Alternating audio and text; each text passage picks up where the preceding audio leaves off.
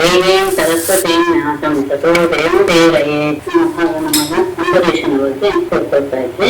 ಅಂಬರೀಷನ ಇಂತಹ ಉತ್ತಮನಾದಂತಹ ವ್ಯಕ್ತಿ ಪರಮ ಭಾಗವತ ಹೇಗೆ ಯಾವ ರೀತಿ ಅವನು ತನ್ನ ಜೀವನವನ್ನ ಸ್ಥಾಪನೆ ಮಾಡುವ ಅಂತ ಸಂದರ್ಭ ಆತನ ಭಗವಂತನಿರುವಂತಹ ನಿಷ್ಠೆ ಹೇಗಿದೆ ಅನ್ನುವಂಥನ್ನು ತೋರಿಸುವಂತಹ ಅಮೃತಕರಣ ದ್ವಾದಶಿ ಮಾಡ್ತಾ ಇರುವಂತಹ 1 ವರ್ಷದ ಕೊನೆಯಲ್ಲಿ ಪ್ರಾರ್ಥನೆ ಮಾಡುವಂತಹ ಸಂದರ್ಭದಲ್ಲಿ ಅತಿಥಿಗಳಾಗಿ ದುರ್ವಾಸರು ಬರ್ತಾರೆ. ತನ್ನಂತಹ ದುರ್ವಾಸರನ್ನ ಎದುರುಗೊಂಡು ಅವರಿಗೆ ಅತಿಥಿ ಸತ್ಕಾರವನ್ನೆಲ್ಲ ಮಾಡಿ ಭೋಜನವನ್ನು ಮಾಡಬೇಕು ಅಂತ ಹೇಳ್ಕೊಳ್ತಾನೆ. ಆಗ ಅವರು ಸಹ ಸಂತೋಷದಿಂದ ಆಯ್ತು ಬರ್ತೀನಿ ಅಂತ ಹೇಳಿ ಅಲ್ಲಿಯೇ ಇರುವಂತಹ ಕಾಲುಂಡೆ ನದಿಗೆ ಹೋಗಿ ಸ್ನಾನ ಮಾಡೋದಕ್ಕೆ ಹೋಗ್ತಾರೆ.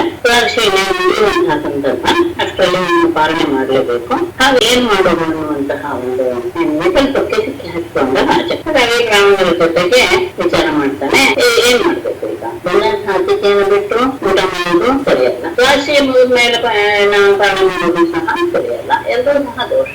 ಈ ಸಂದರ್ಭದಲ್ಲಿ ಯಾವುದು ಮಾಡಿದ್ರೆ ನನಗೆ ದೋಷ ತಟ್ಟು ತಿರುಗುವ ಕಾರ್ಯವನ್ನು ನೀನು ನನಗೆ ತಿಳಿಸ್ಬೇಕು ಅಂತ ವಿಚಾರ ಮಾಡಿ ಆತನೇ ಮತ್ತೆ ಬ್ರಾಹ್ಮಣನಿಗೆ ವಿಚಾರ ಮಾಡ್ತಾ ಇದ್ದಾನೆ. ನೀರು ಕುಡಿಯುವುದು ಅನ್ನೋದಿದೆಯಲ್ಲ, ಅದು 2 ರೀತಿಯ ಕಾರ್ಯವನ್ನು ಮಾಡುತ್ತೆ.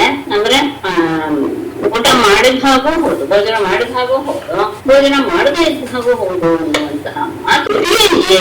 ಹಾಗಾಗಿ ಅದನ್ನ ಮಾಡಿದ್ರೆ ದೋಷ ಬರೋದಿಲ್ಲ ಎನ್ನುವಂತ ವಿಚಾರ ಮಾಡಿ ಆತ ಮನಸ್ಸಿನಲ್ಲೇ ಪರಮಾತ್ಮನನ್ನು ಧ್ಯಾನ ಮಾಡ್ತಾ ಜಲ ಪ್ರಾರ್ಥನೆ ಮಾಡಿದ. ಆಮೇಲೆ ಬಂದಂತಹ ಅತಿಥಿಗಳು ಆಗಮನವನ್ನು ನಿರೀಕ್ಷೆ ಮಾಡ್ತಾ ಇದ್ದ. ಪರಮಾತ್ಮರು ತಮ್ಮ ನಿತ್ಯ ಕರ್ಮಗಳನ್ನೆಲ್ಲ ಮುಗಿಸ್ಕೊಂಡು ಬಂದರು. ಬಂದಂತಹ ದುರ್ವಾಸನ ಎದುರುಗೊಂಡ ರಾಜ ಅವನನ್ನು ನೋಡಿರೋ ತಕ್ಷಣ ಎದುರುಗೊಳ್ತಾ ಇತ್ತು. ಆತ ಪಾಲನೆ ಮಾಡಿದ. ಅದು ಮೊದಲೇ ಹಸಿದಂತಹ ಈತ ತನ್ನ ಮೊದಲ ಪಾಲನೆ ಮಾಡ್ತಿದ್ದಾನೆ. ಹಾಗಾಗಿ ಕೋಪ ಬಂದು ಇಡೀ ದೇಹ ನಡಗಕ್ಕೆ ಶುರುವಾಯಿತು. ಆಗ ಎದುರಿಗಿರುವಂತಹ ಅಂಬರೀಷ್ ಕೋಪದಿಂದ ಬರುವಂತಹ ಮಾತುಗಳು ಬರುತ್ತೆ. ನೀನು ಅತ್ಯಂತ ಕ್ರೂರ ಸ್ವಭಾವದವನು, ನಿನ್ನಲ್ಲಿ ಬೇಕಾದ ಸಂಪತ್ತಿದೆ ಅಂತ ನಿನ್ನ ಅಹಂಕಾರದಿಂದ ಇದೆಯಾ, ನೀನು ನಿಜವಾಗಿ ಎಷ್ಟು ಅಲ್ಲ. ಅಷ್ಟೇ ಅಲ್ಲ, ನೀನೇ ಎಲ್ಲದಕ್ಕೂ ಜಗದೀಶ್ವರ ಅಂತ ನೀನು ಭಾವಿಸ್ಕೊಂಡ್ಬಿಟ್ಟಿದ್ಯಾ. ಹಾಗಾಗಿ ಈ ರೀತಿಯಾದಂತಹ ಧರ್ಮಕ್ಕೆ ವಿರುದ್ಧವಾಗಿ ಸೇರಿರುವಂತಹ ಎಲ್ಲರೂ ಇರ್ತಾರಲ್ಲ, ಎಲ್ಲರೂ ಎದುರ್ಕೊಂಡ ನಾನು ಇವನ ಹತ್ರ ಅತಿಥಿಯಾಗಿ ಬಂದೆ. ಮತ್ತೆ ಅತಿಥಿಯಾಗಿ ನನ್ನನ್ನ ಸತ್ಕಾರವನ್ನು ಮಾಡಿದ ಅಂತ ಎಲ್ಲ ಭೋಜನಕ್ಕೆ ಅವನು ಆಮಂತ್ರಣವನ್ನು ಕೊಟ್ಟಿದ್ದಾನೆ. ಇಂಥ ಸಂದರ್ಭದಲ್ಲಿ ನಾನು ಬರುವಷ್ಟರಲ್ಲಿ ನನಗೆ ಭೋಜನ ಮಾಡಿದ್ದೇನೆ, ಈತ ಭೋಜನ ಮಾಡಿಬಿಟ್ಟಿದ್ದಾನೆ ಎಂದಾಗ ಧರ್ಮಕ್ಕೆ ವಿರುದ್ಧವಾದಂತಹ ಕಾರ್ಯವನ್ನು ಮಾಡಿದಾಗ ಅದಕ್ಕೆ ತಕ್ಕ ಫಲವನ್ನು ನಾನು ಅನುಭವಿಸಲೇಬೇಕು. ಅದನ್ನ ನಾನು ಹೀಗೆ ವಿರುದ್ಧ ನಡ್ಕೊಂಡ್ರೆ ಏನಾಗುತ್ತೆ ಅನ್ನೋದನ್ನು ನಾನು ತೋರಿಸ್ತೀನಿ. ತಮ್ಮ ಜೊತೆಯಿಂದ ಒಂದು ಕೂದಲನ್ನು ಸುತ್ತು ಅದನ್ನು ಒಂದು ರೀತಿಯ ಅಧಿಕಾರಿಕ ಕ್ರಿಯೆಯನ್ನು ಮಾಡಿ ಒಂದು ರೀತಿಯ ಬೊಂಬೆಯ ತರಹ ಅದನ್ನು ಮಾಡಿ ಅಂಬರೀಷನನ್ನು ಕೊಲ್ಲೋದಕ್ಕೆ ಅವನ ಮೇಲೆ ಅದನ್ನ ಮಾಡಿದ್ರು. ಅದು ಏನು ಎಲ್ಲವನ್ನು ಸುಟ್ಟು ಬಿಡುತ್ತೆ ಅನ್ನೋ ರೀತಿಯಲ್ಲಿ ಉರಿತಾ ಆತನ ಹತ್ರ ಬರ್ತಾ ಇದೆ. ಖಡ್ಗ ಬೇರೆ ಇದೆ. ತನ್ನ ಪಾದವನ್ನು ನೆಲದಲ್ಲಿಟ್ಟಾಗ ಒಂದು ರೀತಿಯ ಮಾಯನ್ನು ಮಾಡದ ಒಂದು ಬೊಂಬೆಯನ್ನ ಅದನ್ನು ಕೇಳಿದೆ ರಾಮಸ್ವಾಮಿ ಯಾರ ಬಗ್ಗೆ ಏನ್ ಮಾಡಬೇಕು ರೀತಿಯ ಬೊಂಬೆಯನ್ನ ಮಾಡಿ ಅದು ಅವ್ರಿಗೆ ನಾಶವಾಗುವ ರೀತಿಯಲ್ಲಿ ಆ ಬೊಂಬೆಯನ್ನೇ ಒಂದು ವ್ಯಕ್ತಿಯ ಹಾಗೆ ಅವರು ಅದನ್ನ ಪ್ರೇರೇಪಿಸ್ತಾ ಅದರಿಂದಲೇ ಸಾವು ಬರುವ ಹಾಗೆ ಮಾಡೋದು ಒಂದು ತಾಂತ್ರಿಕ ವ್ಯಕ್ತಿ. ಅದು ಕೈಯಲ್ಲಿ ಖಡ್ಗ ಹಿಡ್ಕೊಂಡು ಭೂಮಿಯನ್ನ ಅಡುತ್ತಾ ನಡ್ಕೊಂಡಿದೆ. ಅಂಬರೀಷನ ಮೇಲೆ ಆಕ್ರಮಣ ಬಂದೇ ಬಿಟ್ಟು ಇಂತಹ ಸಂದರ್ಭದಲ್ಲಿ ಶ್ರದ್ಧೆ ಹೇಗಿತ್ತು ಒಂದು ಹೆಜ್ಜೆಯು ಅತ್ಯುತ್ತ ಅಲ್ಲದೆ ನಿಂತು ಮತ್ತೆ ಮೊದಲೇ ಹೇಳಿದ್ದಾಗಿತ್ತು. ಇಂತಹ ಭಕ್ತರ ರಕ್ಷಣೆಗೋಸ್ಕರ ಪರಮಾತ್ಮ ಪುರುಷನ ಚಕ್ರವನ್ನು ಇಟ್ಟಿದ್ದ ಅಂತ ಅದು ಬಂದು ಇದನ್ನ ಔಪಚಾರಿಕವಾದಂತಹ ಕೃತ್ಯನ್ನ ಸುಟ್ಟು ಹಾಕಿತ್ತು. ಅಷ್ಟೇ ಅಲ್ಲ, ಸುಟ್ಟು ಹಾಕಿದ ಅಷ್ಟೇ ಅಲ್ಲ, ಆ ಕೃತ್ಯನ್ನ ಯಾರ ಮೇಲೆ ಪ್ರಯೋಗಿಸಬೇಕು ಅಂತ ಉದ್ದೇಶ ಇತ್ತು, ಯಾರು ಪ್ರಯೋಗ ಮಾಡಿದ್ರು ಆ ದುರ್ವಾಸನನ್ನೇ ಅದಕ್ಕೊಂದು ಬಳಸಿ ತಾನು ಮಾಡಿದಂತಹ ಕೆಲಸ ಅದು ನಾಶವಾಗಿದ್ದಷ್ಟೇ ಅಲ್ಲದೆ ಇದು ತನ್ನನ್ನೇ ಆಕ್ರಮಿಸ್ಕೊಂಡು ಬರ್ತಾ ಇರೋದು ಗುರುವಾಸರು ಹೆದರಿಕೊಂಡು ಪ್ರಾಣ ಉಳಿಸ್ಕೊಳ್ಬೇಕು ಅನ್ನುವಂತಹ ಭಾವದಿಂದ ದಿಕ್ಕಿಗೆ ಹೋಗಿದ್ರು. ಎಲ್ಲಿ ಹೋದ್ರು ಸಹ ಅದು ಆ ಚಕ್ರ ಅವನ್ನ ಬಿಡ್ತಾ ಇಲ್ಲ.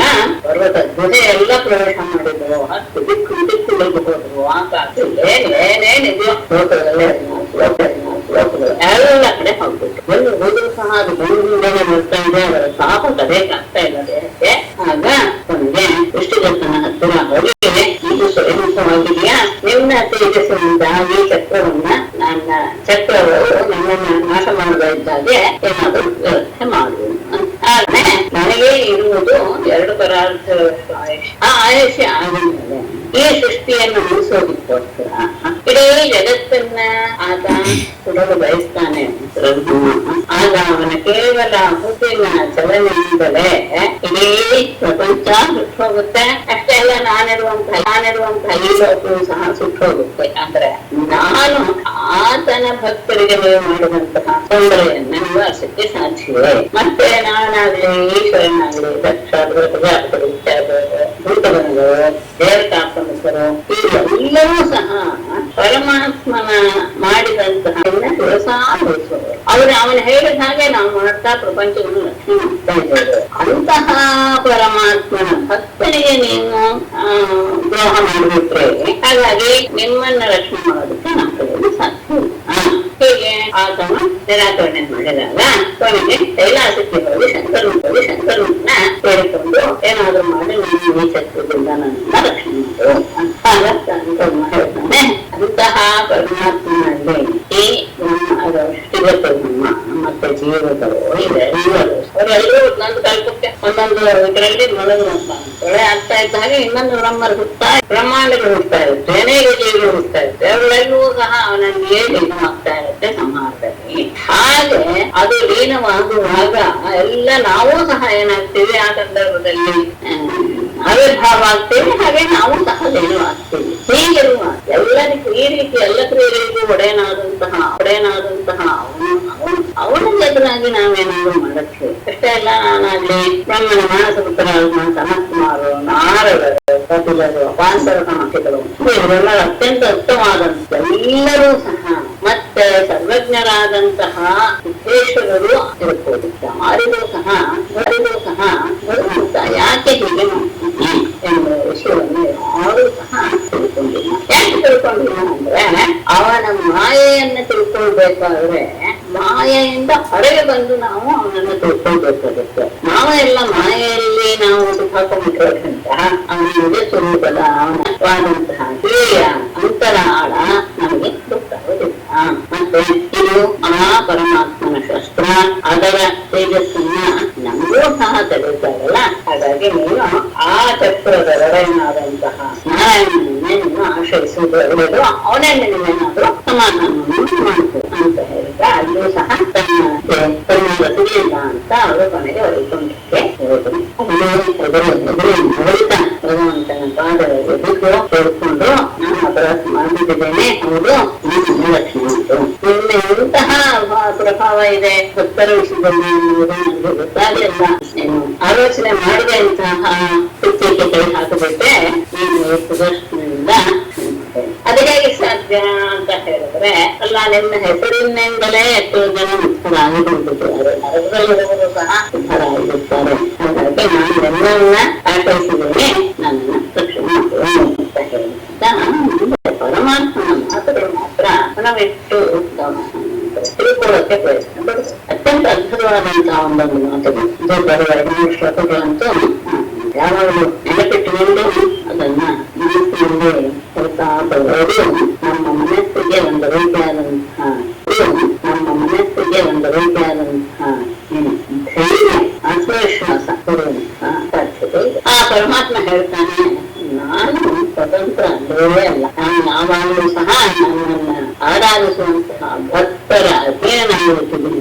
ಹಾಗಾಗಿ ನಾನೆಲ್ಲಿ ಸ್ವತಂತ್ರವಾಗಿ ನಾನೇ ಸುದರ್ಶನ ಚಕ್ರ, ಆದ್ರೆ ಸ್ವತಂತ್ರವಾಗಿ ನಾನೇನು ಆಗೋದಿಲ್ಲ. ಯಾಕೆಂದ್ರೆ ಅವರೆಲ್ಲರೂ ನನ್ನನ್ನ ತಮ್ಮ ಅಧೀನ ಮಾಡ್ಕೊಂಡ್ಬಿಟ್ಟಿರ್ತಾರೆ, ಯಾರು ಭಗವದ್ಭಕ್ತರಾದವರು. ಹಾಗೇನೆ ಇಲ್ಲ, ನಾನು ಸಹ ಅವರು ನನ್ನನ್ನು ಹೇಗೆ ಅಷ್ಟು ಆಧಾರದಿಂದ ನನ್ನನ್ನ ಆಶ್ರಯಿಸಿದರು, ನಾನು ಸಹ ಅವರ ಮನಸ್ಸಿನಲ್ಲಿ ಹಾಗೆ ಬೆಳೆಸ್ಬಿಟ್ರು. ಹಾಗಾಗಿ ಆಗೋದೇ ಇಲ್ಲ ಈ ವಿಷಯದಲ್ಲಿ ನಾನು ಮತ್ತೆ ಇನ್ನೂ ಒಂದು ವಿಶೇಷ ಯಾಕೆಂದ್ರೆ ಅಂತಹ ಭಕ್ತರಿಗೆ ಬೇರೆ ಯಾವ ಆಶ್ರಯವೂ ಇಲ್ಲ. ನಾನು ಒಬ್ಬನೇ ಅವರಿಗೆ ಆಶ್ರಯ. ಹಾಗಿರುವಾಗ ನನ್ನನ್ನೇ ನಂಬಿಕೊಂಡು ಎಲ್ಲವನ್ನೂ ಬಿಟ್ಟು ಬಂದಿರ್ತಾರೆ ಅವರು. ತಮ್ಮ ಪತ್ನಿ, ಪುತ್ರ, ಸಂಬಂಧ, ಮನೆ ಎಲ್ಲವನ್ನೂ ಬಿಟ್ಟು ನನ್ನನ್ನು ಆಶ್ರಯಿಸಿ ಬಂದ ಇಲ್ಲಿ ಹಾಗೆ ನಮ್ಮ ಒಬ್ಬರು ನಂಬಿ ಬಂದಾಗ ಅವರಿಗೆ ನಾವು ವಂಚನೆ ಮಾಡುವುದು ಸರಿಯಲ್ಲ. ಈಗ ನಾನು ಅವರನ್ನ ಬಿಟ್ಟು ನಿಮ್ಮ ಪಕ್ಷವನ್ನು ವಹಿಸುವ ಸರಿಯಾದ ರೀತಿ. ಹೇಗೆ ಸಾಕ್ಷಿಯಾದವರು ತನ್ನ ನಡತೆಯಿಂದಲೇ ವ್ಯವಹಾರ ಇರುವಂತಹ ಪತಿಯನ್ನ ತನ್ನ ಅಧೀನ ಮಾಡ್ಕೊಳ್ತಾಳೋ ಹಾಗೆ ತಮ್ಮ ಮನಸ್ಸನ್ನ ಪೂರ್ತಿಯಾಗಿ ನನ್ನದೇ ನೆಲೆಗೊಳಿಸಿಬಿಟ್ಟಿದ್ದಾರೆ. ಹೋಗು ಅಂದ್ರೆ ಅದು ಬೇರೆ ಕಡೆ ಹೋಗುದು. ಹಾಗಿದ್ದಾಗ ಅವರು ನನ್ನನ್ನು ಹಿಡಿದು ಇಟ್ಕೊಂಡು ಬಿಟ್ಟಿದ್ದಾರೆ ಅಂದಾಗ ನಾನು ಸ್ವತಂತ್ರವಾಗಿ ಮತ್ತೆ ಅವ್ರನ್ನ ಆರಾಧನೆ ಮಾಡ್ತಾರೆ. ಹೇಗೆ ಆರಾಧನೆ ಮಾಡ್ತಾರೆ ಅಂದ್ರೆ ಆ ಆರಾಧನೆ ಫಲವಾಗಿ ನಾವು ಮುಕ್ತಿ, ಸಾರೋಗ್ಯ ಇತ್ಯಾದಿ 4 ರೀತಿಯ ಮುಕ್ತಿಗಳನ್ನ ಅವರಿಗೆ ಕೊಟ್ಟರೂ ಸಹ ಅವರು ಅದನ್ನ ತಗೊಳ್ಳೋದಿಲ್ಲ. ಯಾಕೆ? ನನ್ನಲ್ಲಿಯೇ ಅವರು ನನ್ನ ಜೊತೆನೇ ಇರಬೇಕು, ನನ್ನನ್ನೇ ಮನಸ್ಸಿನಲ್ಲಿ ಇರಬೇಕು, ಅದರಿಂದಲೇ ಆನಂದ, ಈ ಲೋಕಗಳಲ್ಲಿಯೂ ಸಹ ನಮಗೆ ಬೇಡ ಎನ್ನುವ ಭಾವದಿಂದ ಇರ್ತಾರೆ. ಹಾಗಿರುವಾಗ ಯಾವುದೋ ನಾಶವಾಗಿರುವಂತಹ ವಿಷಯದ ಬಗ್ಗೆ ಅವರು ತಗೋತಾರೆ ಅನ್ನೋದನ್ನ ನಾವು ತಿಳಿಸ್ತೇವೆ. ಮತ್ತೆ ಇದು ಹೇಳುವಂತಹದ್ದು ಸಾಧವೋ ಹೃದಯಂ. ಅದು ಬಹಳ ಅದ್ಭುತವಾದಂತಹ ಸಾಧುಗಳು ನನ್ನ ಹೃದಯವೇ ಆಗಿಬಿಟ್ಟಿದ್ದಾರೆ. ಅಷ್ಟೆಲ್ಲ ಸಾಧುಗಳಿಗೆ ನನ್ನ ಹೃದಯ, ಸಾಧುಗಳು ಸಾಧುಗಳ ಹೃದಯ. ಹಾಗಾಗಿ ಅವರು ನನ್ನನ್ನು ಬಿಟ್ಟು ಬೇರೆ ಯಾವುದನ್ನು ಸಹ ಅವರು ತಿಳ್ಕೊಂಡೇ ಇಲ್ಲ. ಯಾವಾಗ ನೋಡಿದ್ರು ಹಗಲು ರಾತ್ರಿ ನನ್ನನ್ನೇ ಆಶ್ರಯಿಸಿ ನಾನೊಬ್ಬನೇ ಇರೋದು ಅಂತ ಅವರು ಅನನ್ಯಗತಿಕವಾಗಿ ನನ್ನನ್ನು ಆಶ್ರಯಿಸಿಬಿಟ್ಟಿದ್ದಾರೆ. ಹಾಗಾಗಿ ನಾನೇನು ಕಡಿಮೆ ಇಲ್ಲ, ನನಗೂ ಸಹ ಅವರನ್ನು ಬಿಟ್ಟು ಬೇರೆ ಯಾರು ಈ ವಿಷಯದಲ್ಲಿ ನಾನೇನು ಮಾಡಕ್ಕಾಗಲ್ಲ. ಅದು ನಾನೊಂದು ಉಪಾಯ ಹೇಳ್ತೇನೆ. ನಿಮಗೆ ಯಾವ ಸಂದರ್ಭದಲ್ಲಿ ಈ ರೀತಿಯಾದಂತಹ ತೊಂದರೆ ಒದಗಿಸ್ತಾನೆ ಹೋಗಿ. ಯಾಕೆ ಅಂತ ಹೇಳಿದ್ರೆ ಇದು ಅಷ್ಟೇ. ಸಾಧುಷಪ್ರಹಿತಂ ತೇಜ ಪ್ರಹರ್ತು ಕುರಿತೆ ಅಶಿವಂ. ಸಜ್ಜನರಾದವರ ವಿಷಯದಲ್ಲಿ ಏನಾದರೂ ಅಪಚಾರ ಆಗಿಬಿಟ್ರೆ ಸಾಕು. ಅವರು ಮತ್ತೇನು ಬಾಯ್ಬಿಟ್ಟು ಹೇಳೋದೇ ಬೇಡ. ಆ ಅಪಚಾರವೇ ಮಾಡಿದವರನ್ನ ಯಾರು ಅಪಚಾರ ಮಾಡಿರೋ ಅವರನ್ನ ಅದು ನಾಶ ಮಾಡಿಬಿಡುತ್ತೆ. ನಿಜವಾಗಿ ಬ್ರಾಹ್ಮಣರಿಗೆ ತಪಸ್ಸು ನಿಷ್ಠೆ ಎನ್ನುವುದು ಅವರ ಏಳಿಗೆಗೆ ಬಹಳ ಪ್ರಮುಖವಾದ ಕಾರಣ. ನಿಮ್ಮಲ್ಲಿಯೂ ಅದಿದೆ. ಆದರೆ ಅದನ್ನ ತನ್ನಲ್ಲಿ ಆ ಶಕ್ತಿ ಇದೆ ಅಂತ ಅದನ್ನ ಬೇರೆ ರೀತಿಯಾಗಿ ಏನಾದರೂ ಉಪಯೋಗಿಸ್ಕೊಳ್ಳೋದು ಆ ತಪಸ್ಸು ಮತ್ತು ಅವರನ್ನೇ ನಾಶ ಮಾಡಿಬಿಡುತ್ತೆ. ಅದಕ್ಕೆ ನೀವೀಗ ಅವನ ಹತ್ತಿರ ಹೋಗಿ ಕ್ಷಮೆ ಯಾಚಿಸಿ ನಿಮಗೆ ಒಳ್ಳೆದಾಗತ್ತೆ ಅಂತ ಕಳಿಸ್ತಾನೆ. ಪರಮಾತ್ಮನಿಗೂ ಸಹ ತನ್ನದೇ ಸುದರ್ಶನ ಚಕ್ರವನ್ನ ಹಿಂದೆ ತೆಗೆದುಕೊಳ್ಳಕ್ಕೆ ಅದಕ್ಕೆ ಇರಲಿಲ್ಲ. ಯಾಕೆಂದ್ರೆ ಅಷ್ಟು ಭಕ್ತ ಪರಾಧೀನ ಶೇಷವಾಚ ಏವಂ ಭಗವತಾದಿಷ್ಟಃ ಗುರುನಾಥಶ್ಚಕ್ರತಾಪಿತಃ ಅಂಬರೀಷಂ ಉಪಾವೃತ್ಯ ತತ್ಪಾದೌ ದುಃಖಿತೋ ಅಗ್ರಗೀತಂ. ಏವಂ ಭಗವತಾ ಆದಿಷ್ಟಃ ಚಕ್ರತಾಪಿತಃ ದುರ್ವಾಸಃ ಅಂಬರೀಷಂ ಉಪಾವೃತ್ಯ ದುಃಖಿತಃ ತತ್ಪಾದೌ ಏವಂ ಭಗವತ ಆದಿಷ್ಟ. ಹೀಗೆ ಪರಮಾತ್ಮನಿಂದ ಆದೇಶವನ್ನು ಪಡೆದಂತಹ ಚಕ್ರತಾಪಿತ ಆ ಸುದರ್ಶನ ಚಕ್ರದ ಆ ತೀಕ್ಷ್ಣತೆಯ ಯಾರಿಗೆ ಹಿಂಸೆ ಪಡ್ತಾ ಇರುವಂತಹ ದುರ್ವಾಸರು ಅಂಬರೀಷನ ಹಿಂತಿರುಗಿ ಅಂಬರೀಷರಾಜನ ಹತ್ತಿರವೆಂದು ದುಃಖಿತ ಅತ್ಯಂತ ದುಃಖದಿಂದ ತತ್ಪಾದೋ ಅಗ್ನಿ ಅವನ ಪಾದಗಳನ್ನೇ ಹಿಡಿದುಕೊಂಡು ಬಿಟ್ಟು ಏನಾದ್ರು ಮಾಡಿ ನನಗೆ ಈ ತಾಪದಿಂದ ನನ್ನ ರಕ್ಷಣೆ ಮಾಡಿದನು. ಆವಾಗ ಪರಮಾತ್ಮನೂ ಸಹ ಸುದರ್ಶನ ಚಕ್ರದ ಒಡೆಯನೂ ಸಹ ತನ್ನ ಕೈಬಿಟ್ಟುಬೇಕು.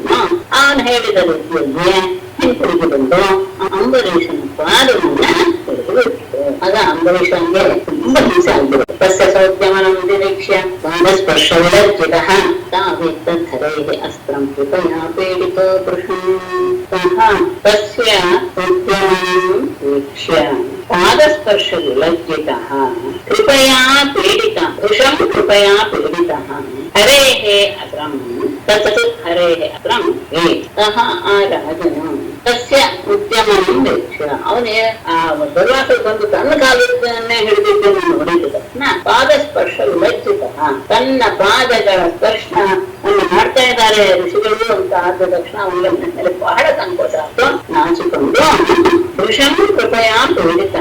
ಅಷ್ಟೇ ಅಲ್ಲ, ಅವನ ಮನಸ್ಸು ಅವರು ಒತ್ತಾಡ್ತಾ ಇರೋದನ್ನು ನೋಡಿ ಅವನ ಮನಸ್ಸು ತುಂಬಾ ಕರಗಿ ಆಗ ತದ್ಧರೇಹೇ ಅಸ್ತ್ರ ಆ ಪರಮಾತ್ಮನ ಅಸ್ತ್ರವಾದ ಸುದರ್ಶನವನ್ನು ಕುರಿತು ಅಸ್ತಾವೂತ ತಿಸ್ಸೋದು ದುರ್ವಾಸರು ಮಾಡಿದಂತಹ ಕೃತ್ಯದಿಂದ ಬಹಳ ನಾಚಿಕೆ ಆಗೋಯ್ತು ಅಂಬರೀಷನ್ಗೆ. ತಾನು ಅವರ ಪಾದವನ್ನು ಹಿಡಿಬೇಕು, ಅವರೇ ನನ್ನ ಪಾದ ಹಿಡಿದ್ಬಿಟ್ರಲ್ಲ ಅಂತ ಬಹಳ ನಾಚಿಕೆ ಆಗೋಯ್ತು. ಅಷ್ಟೇ ಇಲ್ಲ, ಅವರ ಸ್ಥಿತಿಯನ್ನು ನೋಡಿ ಆತನಿಗೆ ಬಹಳ ಕರುಣೆಯಾಗಿ ಆ ಸುದರ್ಶನ ಚಕ್ರವನ್ನ ಸೂಸಕ್ಕೆ ತೊಡುತ್ತಾರೆ. ಅಂಬರೀಷ ಸಮಜ್ಞರ್ಭಗವಾನ್ ಸೂರ್ಯ ತ್ವಂ ಸೋಮೋದೋಕ್ಷಾಂಪತಿಃ ಮಮಾಪಸ್ತುಂ ಕ್ಷಿತಿಃ ವ್ಯೋಮ ವಾಯುರ್ಮಾತ್ರೇಂದ್ರಿಯಾಣಿ ಚ ತ್ವಂ ಅಗ್ನಿಃ ತ್ವಂ ಭಗವಾನ್ ಸೂರ್ಯಃ ಜ್ಯೋತಿಷಾಂಪತಿಃ ಸೋಮಃ ತ್ವಂ ಆಪಃ ತ್ವಂ ಕ್ಷಿತಿಃ ವ್ಯೋಮ ವಾಯುಃ ಮಾತ್ರೇಂದ್ರಿಯಾಣಿ ಚ ತ್ವಂ ಅಗ್ನಿಃ.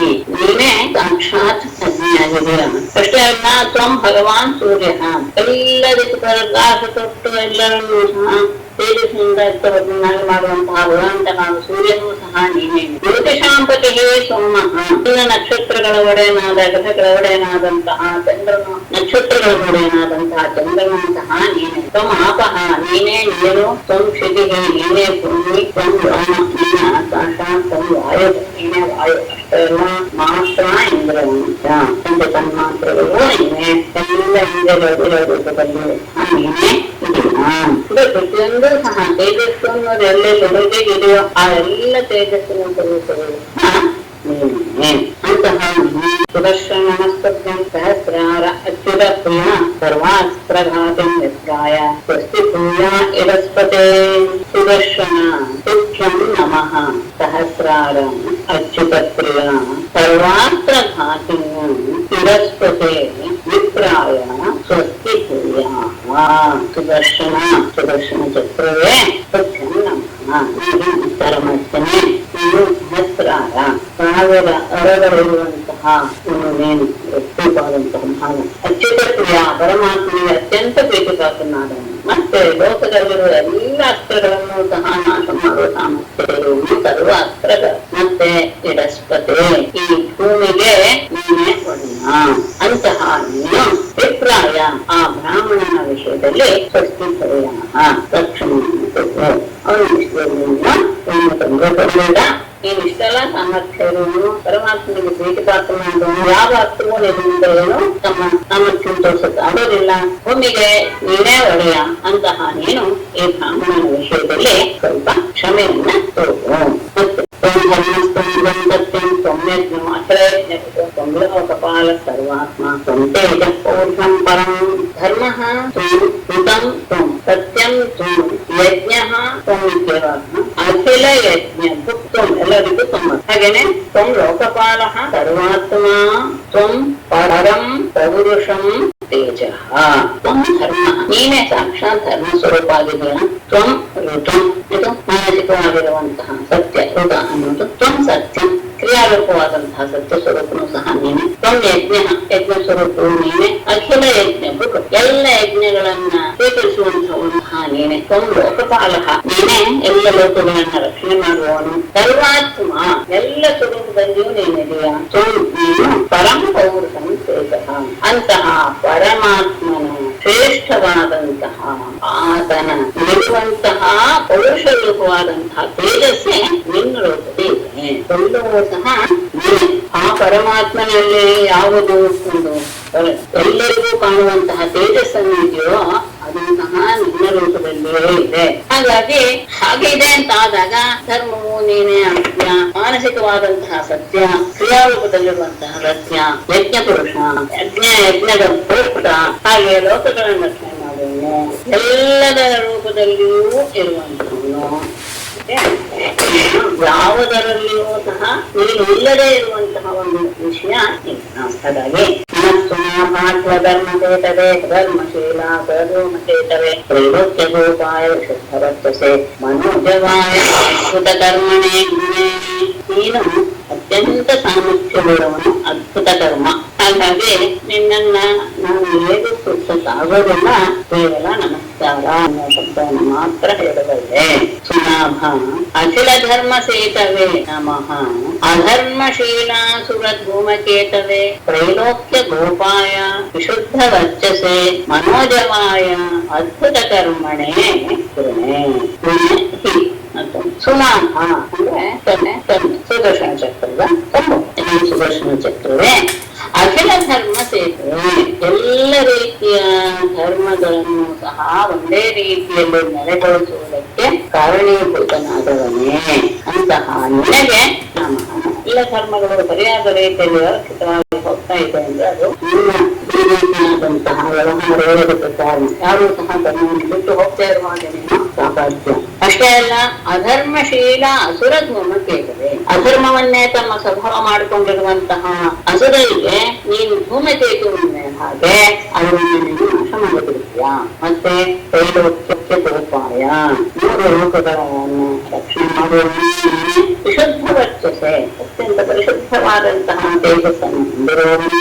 ನಿನ್ನ ಕೆಲಸ ಇಂಥದ್ದು ಮನೋಜವಾಯ, ಮನಸ್ಸಿನಷ್ಟು ವೇಗವನ್ನು ಹೊಂದಿರುವವನು. ಮತ್ತೆ ಅದ್ಭುತ ಕರ್ಮನೆ, ನೀನು ಮಾಡುವಂತಹ ಕೆಲಸ ಯಾವುದು ಇರುತ್ತೆ ಅಂತ ನಾವು ಸಾಧ್ಯ ಇಲ್ಲ, ಅಂತಹ ಅದ್ಭುತವಾದಂತಹ ಕರ್ಮಗಳನ್ನು. ಹಾಗಾಗಿ ನಿನ್ನನ್ನ ನಾವು ತಿಳಿಸೋಕೆ ಸಾಧ್ಯವೇ ಇಲ್ಲ. ಹಾಗಾಗಿ ಕೇವಲ ನಿನಗೆ ನಮಸ್ಕಾರ, ನಾನು ನಮಸ್ಕಾರ ಅಂತ ಮಾತ್ರ ಹೇಳಬಲ್ಲೆ. ಎಲ್ಲ ಧರ್ಮದ ಪಾಲಕನು ನೀನೆ, ಅಧರ್ಮದಲ್ಲಿ ಹೋಗ್ತಾ ಇರುವಂತಹವರನ್ನ ನಾಶ ಮಾಡುವಂತಹ ನೀನು, 3 ಲೋಕಗಳನ್ನ ರಕ್ಷಣೆ ಮಾಡುವಂತಹವನು, ಪರಿಶುದ್ಧವಾದ ತೇಜಸ್ಸನ್ನು ಹೊಂದಿರುವ ನಿನ್ನ ವೇಗ ಅನ್ನೋದು ಮನಸ್ಸಿನಷ್ಟು ತೀವ್ರವಾದದ್ದು. ಹಾಗೆ ಅದ್ಭುತವಾದ ಕರ್ಮ ಮಾಡ್ತೀಯ, ಅದು ಇದಮಿತ್ತು ಅಂತ ನಮ್ಗೆ ಹೇಳುತ್ತೆ ಆಗೋದಿಲ್ಲ. ಹಾಗಾಗಿ ನಾನು ನಿನ್ನನ್ನ ನಮಸ್ಕಾರ ಅಂತ ಹೇಳ್ತೀನಿ. ಎಷ್ಟೇ ನಾನು ತೋರ್ಸಕ್ಕೆ ತೇಜಸ ಧರ್ಮಮಯ ಸಂಗತಂ ತಮಃ ಪ್ರಕಾಶಶ್ಚೋ ಮಹಾತ್ಮ ಪ್ರಳತ್ಯಯಸ್ತೆ ಮಹಿಮಾ ವಿರಾಂಪತೆ ತದ್ರೂಪಮೇತತ್ ಸದಸತ್ ಪರಾವರಂ. ಹೀಗೆ ಅಂದ್ರೆ ಅವನ ಸಾಮರ್ಥ್ಯ ಎಲ್ಲ ಹೇಳಿದೆಲ್ಲ ಅದನ್ನು ವಿಸ್ತಾರವಾಗಿ ಹೇಳ್ತೇವೆ. ತ್ವತ್ತೇಜಸ ಧರ್ಮಮಯೇನ ತ್ವತ್ತೇಜಸ ತಮಃ ಸಂಗತಂ ಪ್ರಕಾಶಃ ಧೃತಃ ಮಹಾತ್ಮನಾ ಪ್ರಕಾಶಃ ಅಂತ ಅಲ್ಲಿಗೆ ತೇ ಮಹಿಮಾ ದುರತ್ಯಯಃ ವಿರಾಂಪತೆ ಏತತ್ ತ್ವದ್ರೂಪಂ ಸತ್ಸತ್ ಪರಾವರಂ. ಧರ್ಮಮಯೇನ ತ್ವತ್ತೇಜಸ, ನೀನು ಧರ್ಮದ ಸೇತುವೆ ಆಗಿದೆಯಾ ಅಂದ್ರೆ ನೀನು ಧರ್ಮ ಸ್ವರೂಪನೇ. ಹಾಗಾಗಿ ಧರ್ಮಮಯವಾದದ್ದು ನಿನ್ನ ತೇಜಸ್ಸು. ಅಂತಹ ನಿನ್ನ ತೇಜಸ್ಸು ಏನಂದ್ರೆ ತಮಃ ಸಂಹೃತಂ, ಎಲ್ಲ ರೀತಿಯ ಅಂಧಕಾರವನ್ನು ನಾಶ ಮಾಡಿಬಿಡು. ಪ್ರಕಾಶಶ್ಚ ಧೃತ, ಪ್ರಕಾಶ ಎನ್ನುವುದು ಸೂರ್ಯ ಮೊದಲಾದಂತಹ ಪ್ರಕಾಶವು ಸಹ ನಿನ್ನಿಂದಲೇ ಆಗುತ್ತೆ. ತಮಸ್ಸನ್ನ ನಾಶ ಮಾಡೋದು ಎಲ್ಲ ಆ ಪ್ರಕಾಶ ರೂಪವಾದಂತಹ ಸೂರ್ಯನ ಪ್ರಕಾಶವು ಸಹ ನಿನ್ನಿಂದಲೇ ಹೊರಗೆ ಬರುತ್ತೆ, ಅದು ಸಹ ನಿನ್ನದಿರುತ್ತದೆ.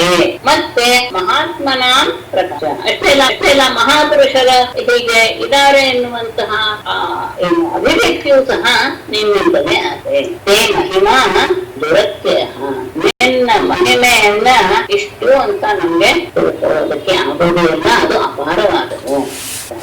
ಗಿರಾಂಪತೆ, ವೇದ ಮಾತುಗಳಿಗೆ ಒಡೆಯನಾದಂತಹ ಸುದರ್ಶನೇ ಏಕತ್ತು ಸ್ವರೂಪಂ, ನಿನ್ನ ಈ ರೂಪವು ಹೇಗಿದೆ ಅಂದ್ರೆ ಸದಸತ್ ಪರಮ ಕಾರ್ಯಕಾರಣ, ಸತ್ತು ಅಂದ್ರೆ ಕಾರಣ, ಅಸತ್ತು ಅಂದ್ರೆ ಕಾರ್ಯಕಾರಣ ರೂಪವಾದಂತಹ ಮತ್ತು ಪರಾವರಂ ಮೇಲೆ ಕೆಳಗೆ ಎನ್ನುವಂತಹ ಭಾವನೆಗಳಿಂದ ಕೂಡಿರುವಂತದ್ದು. ಇದು ನಿನ್ನ ಅಂದ್ರೆ ಈ ಪ್ರಪಂಚ ಎನ್ನುವುದೇ ನಿನ್ನ ಸ್ವರೂಪವಾಗಿದೆ. ಧರ್ಮರೂಪನಾದಂತಹ ನಿನ್ನ ತೇಜಸ್ಸು ಎಲ್ಲ ರೀತಿಯ ಅಂಧಕಾರವನ್ನು ನಾಶ ಮಾಡುತ್ತೇವೆ.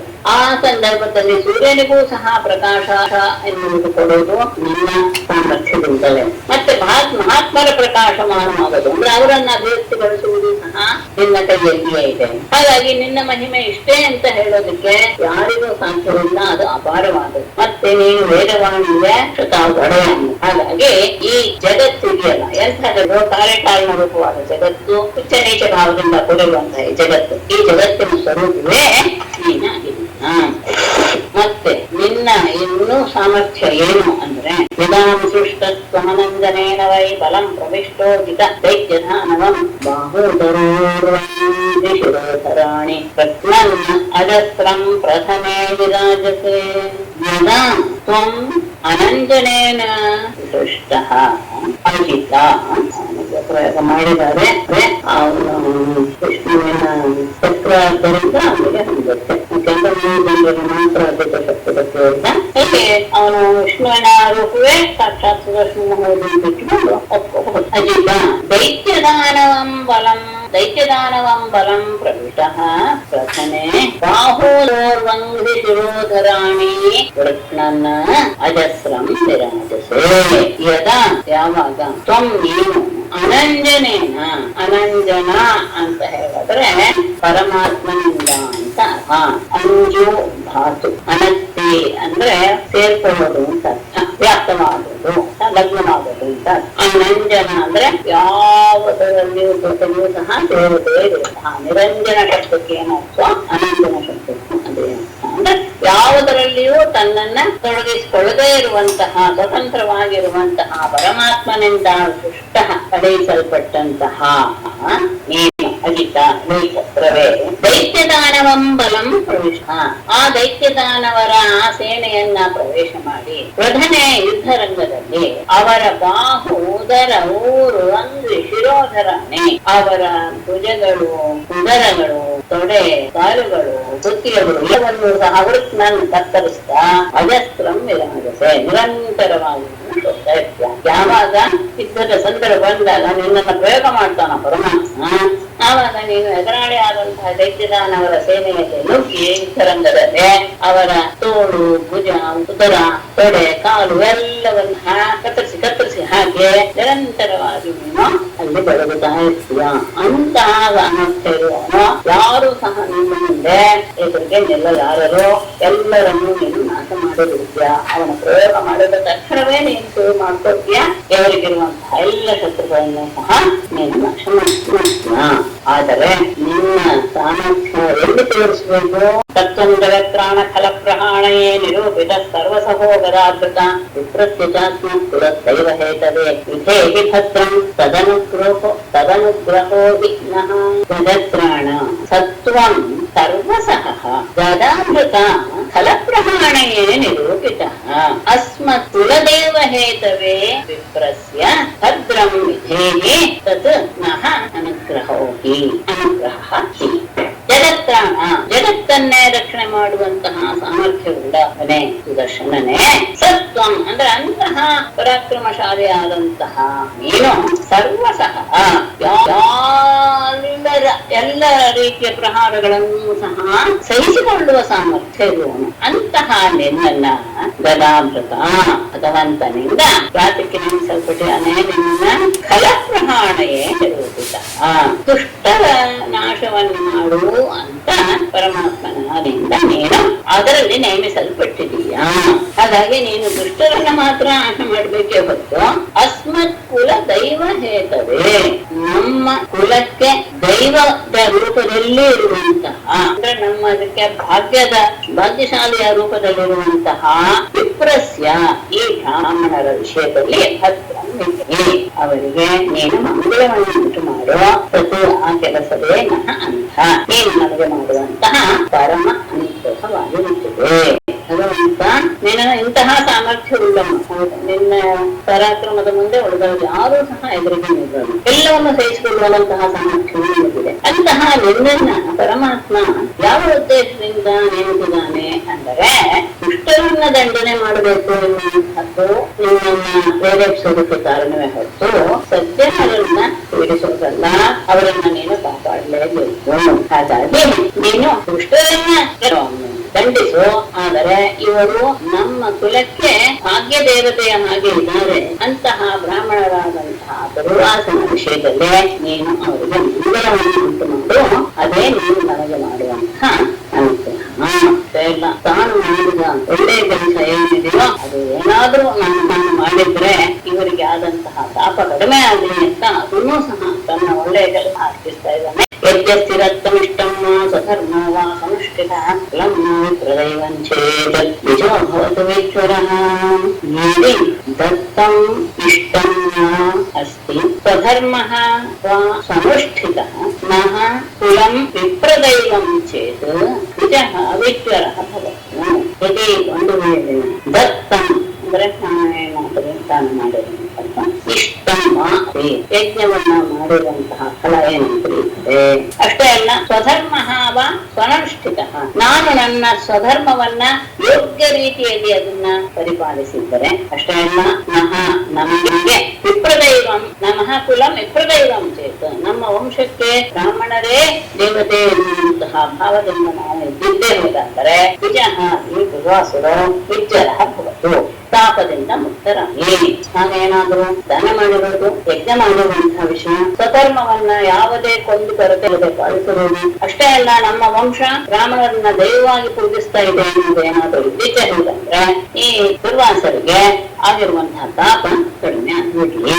ಮತ್ತೆ ಭಗವಾನ್ ಪ್ರೀತಃ ಏಕ ಸರ್ವಗುಣಾಶ್ರಯ ಸರ್ವಭೂತಾತ್ಮ ಭಾವೇನ ವಿಜೋ ಭವತಿ ವಿಜ್ವರಃ ಯದಿ ನಃ ಸರ್ವಗುಣಾಶ್ರಯ ಏಕಃ ಭಗವಾನ್ ಪ್ರೀತಃ ಸರ್ವಭೂತಾತ್ಮ ಭಾವೇನ ಪ್ರೀತಃ ವಿಜಃ ವಿಜ್ವರಃ ಭವತು ಇತಿ ಸರ್ವಗುಣಾಶ್ರಯ, ಎಲ್ಲ ಗುಣಗಳಿಗೂ ಸಹ ಆಶ್ರಯ ಏಕಃ ಕೊನೆಯಾದಂತಹ ಭಗವಾನ್ ಪರಮಾತ್ಮನು ಸರ್ವಭೂತಾತ್ಮ ಭಾವನ ಎಲ್ಲರಲ್ಲಿಯೂ ಸಹ ಎಲ್ಲ ಜೀವಿಗಳಲ್ಲಿಯೂ ಸಹ ಆತ್ಮದ ರೂಪದಲ್ಲಿ ಪ್ರಕಾಶವಾಗ್ತಾ ಇದ್ದಿದ್ದೆ ಹೋದಾದರೆ ಅಂತಹ ಪ್ರೀತಃ ಭಗವಾನ್ ಸಂತೋಷಗೊಂಡಂತಹ ಆಗಿದ್ದೇ ಹೋದಾದರೆ, ಎಲ್ಲರ ವಿಷಯದಲ್ಲಿ ಅವನು ಸಂತೋಷಗೊಂಡವನೇ ಆಗಿದ್ದರೆ, ಎಲ್ಲರಲ್ಲಿ ಸಹ ಅವನು ಅಂತಾಯಾನ್ಯ ಆಗಿದ್ದೇ ಹೋದರೆ ವಿಜಃ ವಿಜ್ವರ ಭವತು, ಈ ದುರ್ವಾಸರಕ್ಕೆ ಉಂಟಾದಂತಹ ತಾಪವು ಕಡಿಮೆ ಆಗಿದೆ. ಎಲ್ಲ ಗುಣಗಳಿಗೂ ಆಶ್ರಯನಾದವನು ಒಬ್ಬನೇ, ಎಲ್ಲರಲ್ಲಿಯೂ ಆತ್ಮದ ರೂಪದಲ್ಲಿರುವಂತವನು ಅವನು ಒಬ್ಬನೇ. ಅವನು ನನ್ನ ಮೇಲೆ ಸಂತೋಷಗೊಂಡಿದ್ದು ಹೌದೇ ಆಗಿದ್ದರೆ ನಾನು ಮಾಡುವಂತಹ ಎಲ್ಲ ಕೆಲಸಗಳಿಂದ ಈ ಬ್ರಾಹ್ಮಣರಿಗೆ ಆದಂತಹ ತಾಪ ಬೇಗನೆ ಹೊರಟು ಹೋಗಿದೆ. ಶ್ರೀಶುಭೋವಾಚ ಇತಿ ಸಂಸ್ತುವತೋ ರಾಜ್ಞಃ ಶ್ರೀಚಕ್ರಂ ಸುದರ್ಶನಂ ಕ್ಷಮ್ಯತ್ ಸರ್ವತೋ ವಿಪ್ರಂ ಪ್ರದಹತು ರಾಜಯಾಂಚಯ ಇತಿ ಸಂಸ್ತುವತಃ ರಾಜ್ಞಃ ರಾಜಯಾಂಚೆ ವಿಷ್ಣುಚಕ್ರಂ ಸುದರ್ಶನಂ ಸರ್ವತಃ ಪ್ರದಹತು ವಿಪ್ರಂ. ಈ ರೀತಿಯಾಗಿ ಸಂಸ್ತುವತಃ ರಾಜ್ಞಃ, ಹೀಗೆ ಸ್ತುತಿ ಮಾಡ್ತಾ ಇರುವಂತಹ ರಾಜನ ಮತ್ತು ರಾಜನ ವಿಷಯದಲ್ಲಿ ರಾಜಯಾಂಚಯ, ಮತ್ತೆ ಆ ರಾಜ ಕೇಳ್ಕೊಳ್ತಾ ಇರುವಂತೆ ವಿಷ್ಣು ಚಕ್ರಂ ಸುದರ್ಶನಂ, ಪರಮಾತ್ಮನ ಚಕ್ರವಾದಂತಹ ಸುದರ್ಶನವು ಸರ್ವತಃ ಪ್ರದಹತು ವಿಪ್ರಂ, ಸುತ್ತಲೂ ತಾಪವನ್ನು ಉಂಟು ಮಾಡ್ತಾ ಇರುವಂತಹ ಆ ಬ್ರಾಹ್ಮಣನಿಂದ ಅಶಾಮ್ಯತ ಶಾಂತನಾಯಿತು. ಸುತ್ತಲೂ ಉಳಿದು ಆತನಿಗೆ ಬೇಗೆಯನ್ನು ಉಂಟು ಮಾಡ್ತಾ ಇರುವಂತಹ ಸುದರ್ಶನ ಚಕ್ರ ಆತನ ರಾಜನ ಪ್ರಾರ್ಥನೆಯನ್ನು ಕೇಳಿ ಮತ್ತೆ ಪರಮಾತ್ಮನ ಬಗ್ಗೆ ತೋರಿಸಿದಂತಹ ಈ ರೀತಿಯಾದಂತಹ ಮಾತುಗಳ ಕೇಳಿ ಸುಡುತ್ತಾ ಇರುವುದರಿಂದ ಅವನು ತನ್ನ ಸುಡುವಿಕೆಯನ್ನ ನಿಲ್ಲಿಸಿದ. ಸಮುಕ್ತಃ ದುರ್ವಾಸ ಸ್ವಸ್ತಿ ಮಾಸ್ತತಃ ಪರಮಾಶಿಷಃ ಸಹ ದುರ್ವಾಸಃ ಅಸ್ತ್ರಾಗ್ನಿತಾಪೇನ ಮುಕ್ತಃ ತತಃ ಸ್ವಸ್ತಿಮಾನ್ ತಂ ಉರ್ವೇಷಂ ಪರಮಾಶಿಷಃ ಯುಂಜಾನಃ ಪ್ರಶಂಸ. ಸಹ ದುರ್ವಾಸಃ, ಆ ದುರ್ವಾಸರು ಅಸ್ತ್ರ ಅಗ್ನಿತಾಪೇನ ಸುದರ್ಶನ ಚಕ್ರದ ಅಗ್ನಿಯ ತಾಪದಿಂದ ಮುಕ್ತಃ ಬಿಡುಗಡೆಯನ್ನು ಹೊಂದಿದವರಾಗಿ ತತಃ ಬಳಿಕ ಸ್ವಸ್ತಿಮಾನ್ ಶಾಂತ ಚಿತ್ತರಾಗಿ ಶಾಂತ ದೇಹವುಳ್ಳವರು ಆಗಿ ತಮ್ಮ ಉರ್ವೇಷಂ, ಆ ರಾಜನನ್ನು ಕುರಿತು ಪರಮಾಶಿಷ ಯುಂಜಾನಃ ಅತ್ಯಂತ ಒಳ್ಳೆಯ ಆಶೀರ್ವಾದದ ಮಾತುಗಳ ಕಾಮ ಪ್ರಶಂಸ ಆತನನ್ನ ಹೊಗಳಿದರು. ಚಕ್ರದ ಅವಧಿ ಯಾವಾಗ ಕಡಿಮೆ ಆಯಿತೋ ಅವರು ಅದರಿಂದ ಮುಕ್ತರಾಗಿ ತಮ್ಮ ಮಗುವಿನ ಸ್ಥಿತಿಗೆ ಬಂದ ಮೇಲೆ ರಾಜನ ಬಗ್ಗೆ ಅವರಿಗೆ ಬಹಳ ಒಳ್ಳೆಯ ಭಾವನೆ ಬಂತು. ಅವರಿಗೆ ಒಳ್ಳೊಳ್ಳೆಯ ಆಶೀರ್ವಾದಗಳನ್ನ ಮಾಡ್ತಾ ಈ ರೀತಿಯಾಗಿ ಹೊಗಳಿದ್ರು.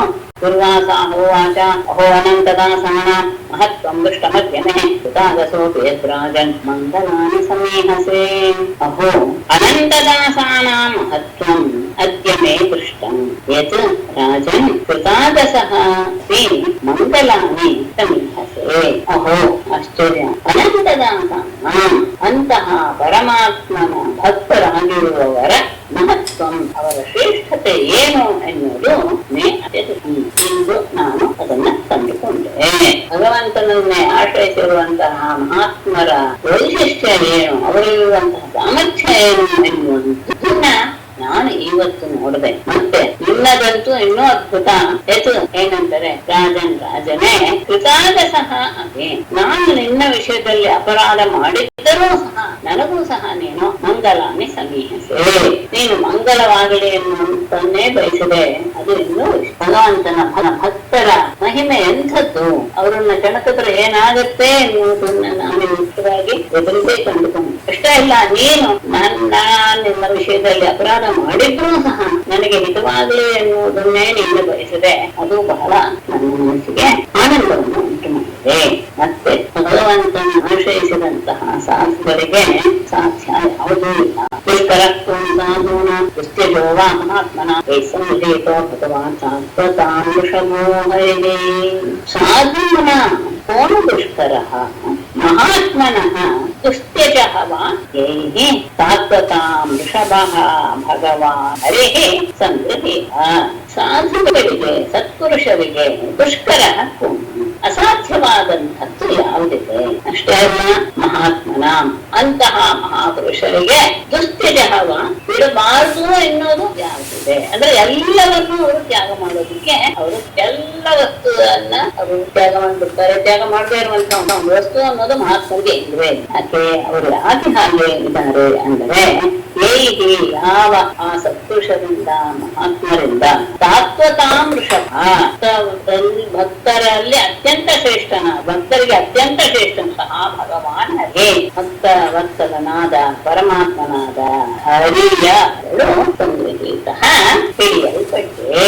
ಪರಮಾತ್ಮನ ಪಾದವನ್ನ ಆಶ್ರಯಿಸಿದಂತಹ ಸತ್ಪುರುಷರಿಗೆ ಮತ್ತು ಮಹಾತ್ಮರಿಗೆ ಯಾವುದೂ ಅಸಾಧ್ಯವಲ್ಲ, ಯಾವ ವಸ್ತು ಸಹ ಕೊಡಬಾರದು ಅನ್ನೋದು ಇಲ್ಲವೇ ಇಲ್ಲ. ಎಲ್ಲವನ್ನೂ ಅವರು ತ್ಯಾಗ ಮಾಡ್ತಾರೆ. ಎಲ್ಲ ಕೆಲಸವೂ ಸಹ ಅವರಿಂದ ಸಾಧ್ಯ. ಯಾಕೆ ಅಂದ್ರೆ ಅವರು ಹಿಡಿದಿರೋದೇ ಯಾರನ್ನ? ಈ ಭಕ್ತರಲ್ಲಿ ಬಹಳ ಅನುಗ್ರಹವನ್ನ ಉಂಟು ಮಾಡುವಂತಹ ಪರಮಾತ್ಮನನ್ನ ಆಶ್ರಯಿಸಿದ್ದಾರೆ ಅಂತ ಅದು ಅಸಂಭವ ಯಾಯಿತು ಅಲ್ಲ. ಎನ್ನಾಮ ಶ್ರುತಿ ಮಾತ್ರೇಣ ಪುಮಾನ್ ಭವತಿ ನಿರ್ಮಲಃ ತಸ್ಯ ತೀರ್ಥವಲಃ ಕೆಂಬ ದಾಸಾನಾಂ ಅವಶಿಷ್ಯತೆ. ಎನ್ನಾಮ ಶ್ರುತಿ ಮಾತ್ರೇಣ ಪುಮಾನ್ ನಿರ್ಮಲಃ ಭವತಿ ತಸ್ಯ ತೀರ್ಥವಲಃ ದಾಸಾನಾಂ ಕೆಂಬ ಅವಶಿಷ್ಯತೆ.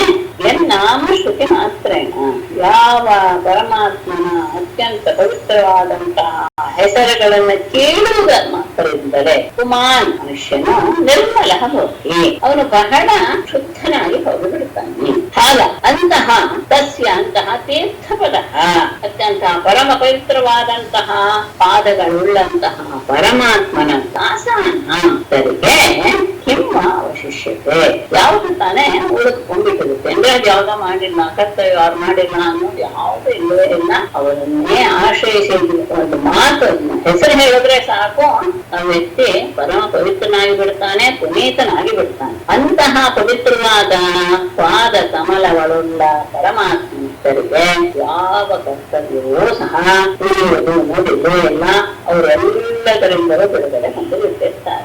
ರಾಜನ್ ಅನುಗ್ರಹೀತೋಹಂ ಸ್ವಯಾತಿ ಕರುಣಾತ್ಮನ ಅರಘಂ ಪೃಷ್ಠ ಪ್ರಾಣ ಎನ್ಮೇ ವಿರಕ್ಷಿತ. ರಾಜನ್ ಅತಿಕರುಣಾತ್ಮನ ತ್ವಯಾ ಅಹಂ ಅನುಗ್ರಹೀತಃ ಮರಥಂ ಪೃಷ್ಠತಃ ಯತ್ ಮರಥಂ ಪೃಷ್ಠತಃ ಕೃತ್ವಾ ಮೇ ಪ್ರಾಣಾಃ ಅಭಿರಕ್ಷಿತಾಃ. ರಾಜನ್ ಅತಿಕರುಣಾತ್ಮನ ತ್ವಯಾ ಅತ್ಯಂತ ಕರುಣಾಮಯನಾದಂತಹ ನಿನ್ನಿಂದ ಅಹಂ ಅನುಗ್ರಹೀತಃ ನಾನು ಅನುಗ್ರಹಿಸಲ್ಪಟ್ಟೆ. ನಿನ್ನ ಕರುಣಾಯ ಸ್ವಭಾವದಿಂದಲೇ ನಾನು ಇವತ್ತು ಈ ರೀತಿಯಾಗಿ ಸಂಪೂರ್ಣವಾಗಿ ಮೊದಲಿನ ಸ್ಥಿತಿಗೆ ಬಂದೆ. ಏಕೆಂದರೆ ಮದಘಂ ಪೃಷ್ಠತಃ ನಾನು ಮಾಡಿದಂತಹ ಅಪರಾಧವನ್ನ ಮರೆತು ಹಿಂದಕ್ಕೆ ತಳ್ಳಿರ್ತದೆ. ಹಿಂದಕ್ಕೆ ತಂದ್ರೆ ನಾನು ಮಾಡಿದಂತಹ ಅಪರಾಧಗಳನ್ನ ನೀನು ಪೂರ್ತಿಯಾಗಿ ಮರೆತು ಮೇ ಪ್ರಾಣ ನೀನು ನನ್ನ ಪ್ರಾಣಗಳನ್ನು ರಕ್ಷಣೆ ಮಾಡಿದ.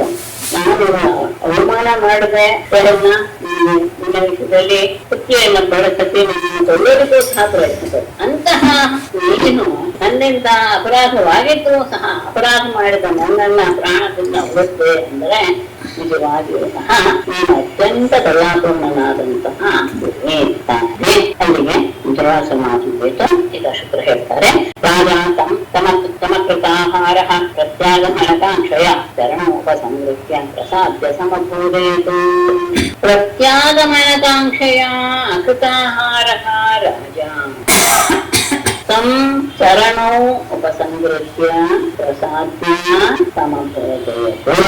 ಪ್ರತ್ಯಾಗಮನಕಾಂಕ್ಷಯ ಇವರು ಸುದರ್ಶನ ಚಕ್ರದ ಅರ್ಪಿಸ್ಕೊಂಡು ಕರ್ಕೊಂಡು ಹೋಗ್ತಾ ಇದ್ದಾಗ ಓಡಿ ಹೋದಂತಹ ದುರ್ವಾಸರು ಮತ್ತೆ ಬರ್ತಾರೆ ಎನ್ನುವಂತಹ ನಿರೀಕ್ಷೆಯಿಂದ ಅಸತಾಹಾರ, ಇಲ್ಲಿವರೆಗೂ ಅವನು ಆಹಾರವನ್ನೇ ಸೇವಿಸಿರಲಿಲ್ಲ ಯಾರು ರಾಜ. ಅಂತಹ ರಾಜನು ತಮ್ ಆ ದುರ್ವಾಸರನ್ನ ಚರಣೋಪಸಂಗತ್ಯ ಅವರ ಪಾದಗಳಿಗೆ ವಿಚಾರ ಮಾಡಿ ಪ್ರಸಾದ್ಯ ಅವರ ಮನಸ್ಸಿಗೆ ಸಂತೋಷವಾಗುವ ರೀತಿಯಲ್ಲಿ ಮಾತನಾಡಿ ಸಮಬೋಧೆ ಶಾಸ್ತ್ರೋಕ್ತವಾಗಿ ಅವರಿಗೆ ಭೋಜನವನ್ನ ಮಾಡಿಸಿ ಹಿಂತಿರುಗಿ ಬರ್ತಾರೆ ದುರ್ವಾಸರು ಎನ್ನುವ ನಿರೀಕ್ಷೆಯಿಂದ ಅಲ್ಲಿಯವರೆಗೂ ಸಹ ಆಹಾರವನ್ನೇ ತೆಗೆದುಕೊಳ್ಳದೆ ಇರುವಂತಹ ರಾಜ ಅವರನ್ನ ಮತ್ತೆ ನಮಸ್ಕರಿಸಿ ಅವರಿಗೆ ಎಲ್ಲ ರೀತಿಯ ಒಳ್ಳೆಯ ಮಾತುಗಳನ್ನು ಮಾಡುತ್ತಾ ಅವರಿಗೆ ಭೋಜನವನ್ನು ಸಹ ನೀಡಿದ. ಸೋಷಿತ್ವಾಗತಮಾನೇತಂ ಆತಿಥ್ಯಂ ಸಾರ್ವಕಾಮಿಕಂ ಆತ್ಮಾವತಿಂಪ್ರಾಹ ಉಜ್ಯತಾಮಿತಿ ಸಾದರಂ ಸಹ ಆದೃತಂ ಆನೇತಂ ಸಾರ್ವಕಾಮಿಕಂ ಆತಿಥ್ಯಂ ಅಶಿತ್ವಾ ತೃಪ್ತಾತ್ಮಾ ನೃಪತಿಂ ಸಾಗರಂ ಪ್ರಾಹ ಉಜ್ಯತಾಂ ಸಹ ಆ ದುರ್ವಾಸರು ಆದೃತಂ ಬಹಳ ಗೌರವಪೂರ್ವಕವಾಗಿ ಆನೇತಂ ತರಿಸಲ್ಪಟ್ಟ ಸಾರ್ವಕಾಮಿಕಂ ಆತಿಥ್ಯಂ ಎಲ್ಲ ರೀತಿಯ ಅಂದ್ರೆ ಎಲ್ಲರೂ ಬಯಸುವಂತಹ ರೀತಿಯ ಆತಿಥ್ಯವನ್ನ ಕೊಟ್ಟು ಕೊಟ್ಟದ್ದನ್ನ ಅಶಿತ್ವ ಸ್ವೀಕರಿಸಿ ತೃಪ್ತವಾದಂತ ಆತ್ಮವುಳ್ಳವರಾಗಿ ಯಾರು ದುರ್ವಾಸರು ನೃಪತಿ ಸಾದರಂ ಪ್ರಾಹ ರಾಜನನ್ನು ಕುರಿತು ಬಹಳ ಆದರದಿಂದ ಹೇಳಿದ್ರು ಉಚಿತ ನೀನು ಈಗ ಭೋಜನವನ್ನ ನಾವು ಆತ ಮಾಡಿದಂತಹ ಆ ರೀತಿಯಾದಂತಹ ಸತ್ಕಾರ ಬಹಳ ಆಧಾರಪೂರ್ವಕವಾಗಿತ್ತು. ಎಲ್ಲ ರೀತಿಯ ಉತ್ತಮವಾದಂತಹ ರೀತಿಯ ಆತಿಥ್ಯವನ್ನ ತೆಗೆದುಕೊಂಡು ಅವರು ಬರುವಂತಹ ಆ ಭೋಜನವನ್ನ ಸೇವಿಸಿ ತೃಪ್ತರಾದಂತಹ ದುರ್ವಾಸರು ರಾಜನಿಗೆ ಹೇಳಿದ್ರು ನೀನು ಈಗ ಭೋಜನ ಪ್ರೀತೋಸ್ಮಿ ಅನುಗ್ರಹೀತೋಸ್ಮಿ ಭಾಗವತಸ್ಯ ವೈ ದರ್ಶನ ಸ್ಪರ್ಶನ ಲಾಭೈಃ ಆತಿಥ್ಯೇನ ಆತ್ಮಮೇಧಸಾ ಭಾಗವತಸ್ಯ ತವ ದರ್ಶನ ಸ್ಪರ್ಶನ ಆಲಾಪೈಃ ಆತ್ಮಮೇಧಸಾ ಆತಿಥ್ಯೇನ ಪ್ರೀತಃ ಅಸ್ಮಿ ಅನುಗ್ರಹೀತಃ ಅಸ್ಮಿ ವೈ ಭಾಗವತಸ್ಯ ಭಗವಂತನಿಗೆ ಅತ್ಯಂತ ಪ್ರೀತಿಪಾತ್ರನಾದಂತಹ ನಿನ್ನ ದರ್ಶನ ಸ್ಪರ್ಶನ ಆಲಾಪ, ನಿನ್ನ ದರ್ಶನ ಸ್ಪರ್ಶ ಮಾತುಕತೆ ಇವೆಲ್ಲದರಿಂದ ಇನ್ನೇನು ಮಾಡದಂತಹ ಎಲ್ಲ ರೀತಿಯ ವ್ಯವಹಾರಗಳಿಂದಲೂ ಅಷ್ಟೇ ಅಲ್ಲ ಆತ್ಮಮೇಧಸ ಆದಿನ ಪರಮಾತ್ಮನನ್ನೇ ಸಂತೋಷಗೊಳಿಸುವಂತಹ ಆ ಆತಿಥ್ಯದಿಂದ ಪ್ರೀತಃ ಅಸ್ಮಿ ನಾನು ಬಹಳ ಸಂತೋಷಗೊಂಡಿರುವೆ ಅನುಗ್ರಹೀತಃ ಅಸ್ಮಿ ಅಷ್ಟೇ ಅಲ್ಲ ನಾನು ಮುಕ್ತಿನೀತನು ಅಂತಿದ್ದೆ. ನೀನು ಮಾಡಿದಂತಹ ಎಲ್ಲ ಕ್ರಿಯೆಗಳಿಂದಲೂ ಸಹ ನಾನು ಬಹಳ ಸಂತೋಷಗೊಂಡಿದ್ದೇನೆ. ನಿನ್ನ ದರ್ಶನ ಸ್ಪರ್ಶನ ಸಂಭಾಷಣೆ ಎಲ್ಲರೂ ಸಹ ನನಗೆ ಹಿತವನ್ನು ಉಂಟು ಮಾಡಿದೆ. ಮತ್ತೆ ಪರಮಾತ್ಮನೂ ಮೆಚ್ಚುವ ರೀತಿಯಲ್ಲಿ ನೀನು ನನಗೆ ಆತಿಥ್ಯ ಮಾಡಿದೆಯಾ, ಅದರಿಂದ ನಾನು ಸಂತೋಷಗೊಂಡಿದ್ದೇನೆ. ಮತ್ತೆ ನಿನ್ನ ಈ ವಿಷಯವನ್ನ ಕರ್ಮಾವಧಾತಮೇತತ್ಸೆ ಗಾಯಂತೆ ಸಸ್ತ್ರಿಯೋ ಕೀರ್ತಿಂ ಪರಂ ಪುಣ್ಯಾಂಚ ಕೀರ್ತಯಿಷ್ಯತಿ ಭೂರಿಯಂ ಏತತ್ ತೇ ಅವಧಾತಂ ಕರ್ಮ ಸಸ್ತ್ರಿಯಃ ಮುಹುಃ ಗಾಯಂತೆ ಇಯಂ ಭೂಃ ಪರಂ ಪುಣ್ಯಾಂ ಕೀರ್ತಿಂ ಚ ಕೀರ್ತಯಿಷ್ಯತಿ. ಏತತ್ ತೇ ಅವಧಾತಂ ಕರ್ಮ ನೀನು ಮಾಡಿರುವಂತಹ ಇಂತಹ ಪವಿತ್ರವಾದಂತಹ ಈ ಕೆಲಸವನ್ನ ನೀನು ಮಾಡಿರುವಂತಹ ಈ ಎಲ್ಲ ರೀತಿಯ ವ್ಯವಹಾರವನ್ನ ಶಸ್ತ್ರೀಯ ಅಂದ್ರೆ ಸ್ವರ್ಗದಲ್ಲಿರುವಂತಹ ಸ್ತ್ರೀಯರು ಅಂದ್ರೆ ದೇವಾಂಗನೆಯರೆಲ್ಲರೂ ಸಹ ಪುನಃ ಪುನಃ ಗಾಯಂತೆ ಮಾಡ್ತಾ ಇರ್ತಾರೆ. ಇಂತಹ ಅಂಬರೀಷನಿಂದ ಈ ರೀತಿಯಾಗಿ ನಡೆಯಿತು ಅಂತ ಅವನ ವ್ಯವಹಾರ ಅಂಬರೀಷನ ವ್ಯವಹಾರವನ್ನ ಹೊಗಳುವ ಎಲ್ಲ ರೀತಿಯ ಹಾಡುಗಳನ್ನ ಸ್ವರ್ಗದ ಸ್ತ್ರೀಯರು ಮತ್ತೆ ಮತ್ತೆ ಮತ್ತೆ ಮತ್ತೆ ಹಾಡ್ತಾ ಇರ್ತಾರೆ. ಈ ಭೂಮಿಯೂ ಸಹ ಅಂದ್ರೆ ಈ ಭೂಮಂಡಲದಲ್ಲಿರುವಂತಹ ಜನರು ಸಹ ಪರಪುಣ್ಯಾಂ ಕೀರ್ತಿ ಪವಿತ್ರಮಯವಾದ ನಿನ್ನ ಕೀರ್ತಿಯನ್ನ ಗುರು ಸಹ ಹೊಗಳುತ್ತಾನೆ. ಅಂಬರೀಷ ಅಂತ ಬಂದ ತಕ್ಷಣ ಎಲ್ಲರಿಗೂ ಆತನ ಮಾಡಿದ ಎಲ್ಲ ರೀತಿಯ ಪರಮ ಭಾಗವತನ ಆವೃತ್ತಿ ಆ ದುರ್ವಾಸನ ವಿಷಯದಲ್ಲಿ ನಡೆದುಕೊಂಡಂತಹ ವ್ಯವಹಾರ ಎಲ್ಲವೂ ಸಹ ನೆನಪಿಗೆ ಬರುವ ರೀತಿಯಲ್ಲೇ ದೇವತಾ ಸ್ತ್ರೀಯರು ನೋಡ್ತಾ ಇರ್ತಾರೆ. ಭೂಮಂಡಲದಲ್ಲಿ ಎಲ್ಲರೂ ನಿನ್ನ ಕೀರ್ತಿಯನ್ನ ದುರ್ವಾಸ ಪರಿತೋಷಿತಃ ವಯೋವಿಹಾಯ ಸಾಮಂತ್ರ್ಯ ಲೋಕಂ ಅಹೈತುಕಂ ಏವಂ ರಾಜಾನಂ ಸಂಕೀರ್ತ್ಯ ಪರಿತೋಷಿತಃ ದುರ್ವಾಸಃ ಆಮಂತ್ರ್ಯ ವಿಹಾಯ ಸ ಅಹೈತುಕಂ ಲೋಕಂ ಏವಂ ಈ ರೀತಿಯಾಗಿ ರಾಜಾನಂ ಸಂಖ್ಯಾ ರಾಜನನ್ನ ಪರಿತೋಷಿತ ಅತ್ಯಂತ ಸಂತೋಷದ ಭಾವವನ್ನು ಹೊಂದಿದ ದುರ್ವಾಸ ಆಮಂತ್ರ್ಯ ಆ ರಾಜನಿಂದ ಕೇಳಿಕೊಂಡು ಅಹೈತುಕಂ ಬ್ರಹ್ಮಲೋಕಂ ಅವರು ಬ್ರಹ್ಮಲೋಕಕ್ಕೆ ಹೋದರು. ಬ್ರಹ್ಮಲೋಕ ಅನ್ನೋದು ಎಲ್ಲರಿಗೂ ಸಿಗುವಂತದ್ದಲ್ಲ, ಅದು ಅಹೈತುಕಂ ಅಂದ್ರೆ ಈ ಯಜ್ಞ ಮಾಡಿದೆ, ಈ ಕರ್ಮ ಮಾಡಿದೆ, ಹಾಗಿತ್ತೆ ಬ್ರಹ್ಮಲೋಕ ಸಿಗುತ್ತೆ ಅನ್ನೋದಲ್ಲ. ಹೇತು ಅಂದ್ರೆ ಕಾರಣ, ಯಾವುದೇ ಕಾರಣವಿಲ್ಲದೆ ಅಂದ್ರೆ ನಿಷ್ಕಾಮ ಕರ್ಮದಿಂದ ಮಾತ್ರ ಸಿಗುವಂತಹ ಆ ಬ್ರಹ್ಮಲೋಕೆ ವಿಹಾಯಸ ಆಕಾಶ ಮಾರ್ಗದಲ್ಲಿ ಆತನ ಗುಣಗಳನ್ನ ಮನಸ್ಪೂರ್ವಕವಾಗಿ ಹೊಗಳಿ ಮನಸ್ಸಿಗೂ ಮನಸ್ಸಿಗೂ ಸಂತೋಷವಾಯಿತು. ಅಂತಹ ಸಂತೋಷದಿಂದ ಕೂಡಿದ ಮನಸ್ಸುಳ್ಳ ದುರ್ವಾಸರು ತಮ್ಮ ವಾಸಸ್ಥಾನವಾದ ಬ್ರಹ್ಮಲೋಕಕ್ಕೆ ಆಕಾಶ ಮಾರ್ಗದಲ್ಲಿ ಹೊರಟು. ಇದು ಆರಂಭವಾಗಿ ಉಳಿದಿದ್ದು ಎಷ್ಟು ದಿನದವರೆಗೆ? ಸಂವತ್ಸರೋ ತಾವತ್ ಯಾವತ್ ಅನಾಗತೋ ಗತಃ ನಿಸ್ತದ್ದರ್ಶನಃ ಕಾಂಕ್ಷಃ ರಾಜ ಅಭಕ್ಷೋ ಬಭೂವಃ. ಯಾವತ ಗತಃ ನಾಗತಃ ತಾವತ್ ಸಂವತ್ಸರಃ ಅತ್ಯಗಾತ್. ಮುನಿಃ ಸೇರಿಸ್ಕೋಬೇಕು. ಯಾವತ ಗತಃ ಮುನಿಃ ನಾಗತಃ ತಾವತ್ ಸಂವತ್ಸರಃ ಅತ್ಯಗಾತ್ ತದ್ದರ್ಶನಾಕಾಂಕ್ಷ ರಾಜ ಅಭಕ್ಷಃ ಬಭೂವ. ಯಾವತ ಎಲ್ಲಿಂದ ಗತಃ ಹೋದಂತಹ ಮುನಿಗೆ ದುರ್ವಾಸನು ನಾಗತಃ ಬರಲಿಲ್ಲವೋ ತಾವತ್ ಅಷ್ಟರಲ್ಲೇ ಸಂವತ್ಸರ ಹತ್ತಿರ 1 ವರ್ಷ ಕಳೆದು ಹೋಗಿತ್ತು. 1 ವರ್ಷ ನಾವು ಓಡೋದು ಎಲ್ಲ ಕಡೆ ಬೆಟ್ಕೊಂಡು ಬರುವಂತ ಎಲ್ಲದಾಗೆ 1 ವರ್ಷ ಕಳೆದು ಹೋಗಿತ್ತು. ಇಷ್ಟು ದಿವಸ ತದ್ದರ್ಶನಾಕಾಂಕ್ಷ ಮುನಿಗಳು ಬರ್ತಾರೆ, ಅವರನ್ನ ನಾನು ದರ್ಶನ ಮಾಡಿ ಆಮೇಲೆ ಊಟ ಮಾಡ್ತೇನೆ ಅನ್ನುವ ಭಾವದಿಂದ ಇದ್ದಂತಹ ರಾಜನು ಅಭಕ್ಷ ಕೇವಲ ನೀರನ್ನು ಮಾತ್ರ ಕುಡಿದುಕೊಂಡು ಇದ್ದ.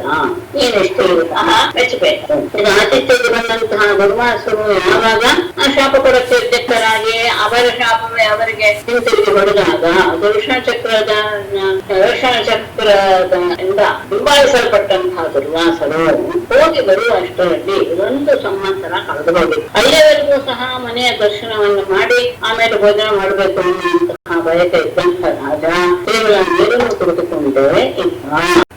ದುರ್ವಾಸಸಿ ಸೋಂಬರೀಷಃ ದ್ವಿಜೋಪಯೋಗಾದಿ ಪವಿತ್ರಮಾಹರತು ಕ್ಷೇರಿಮೋಕ್ಷಂ ವ್ಯಸನಂಚ ವಿದ್ವಾ ಮೇನೆ ಸ್ವವೀರ್ಯಂಚ ಪರಾನುಭಾವಂ. ದುರ್ವಾಸಸಿ ಗತೆ ಸಹ ಅಂಬರೀಷಃ ದ್ವಿಜೋಪಯೋಗಾದಿ ಪವಿತ್ರಂ ಋಷೇಃ ವ್ಯಸನಂ ವಿಮೋಕ್ಷಂಚ ಸ್ವವೀರ್ಯಂಚ ವಿದ್ವಾ ಪರಾನುಭಾವಂ ಮೇನೆ.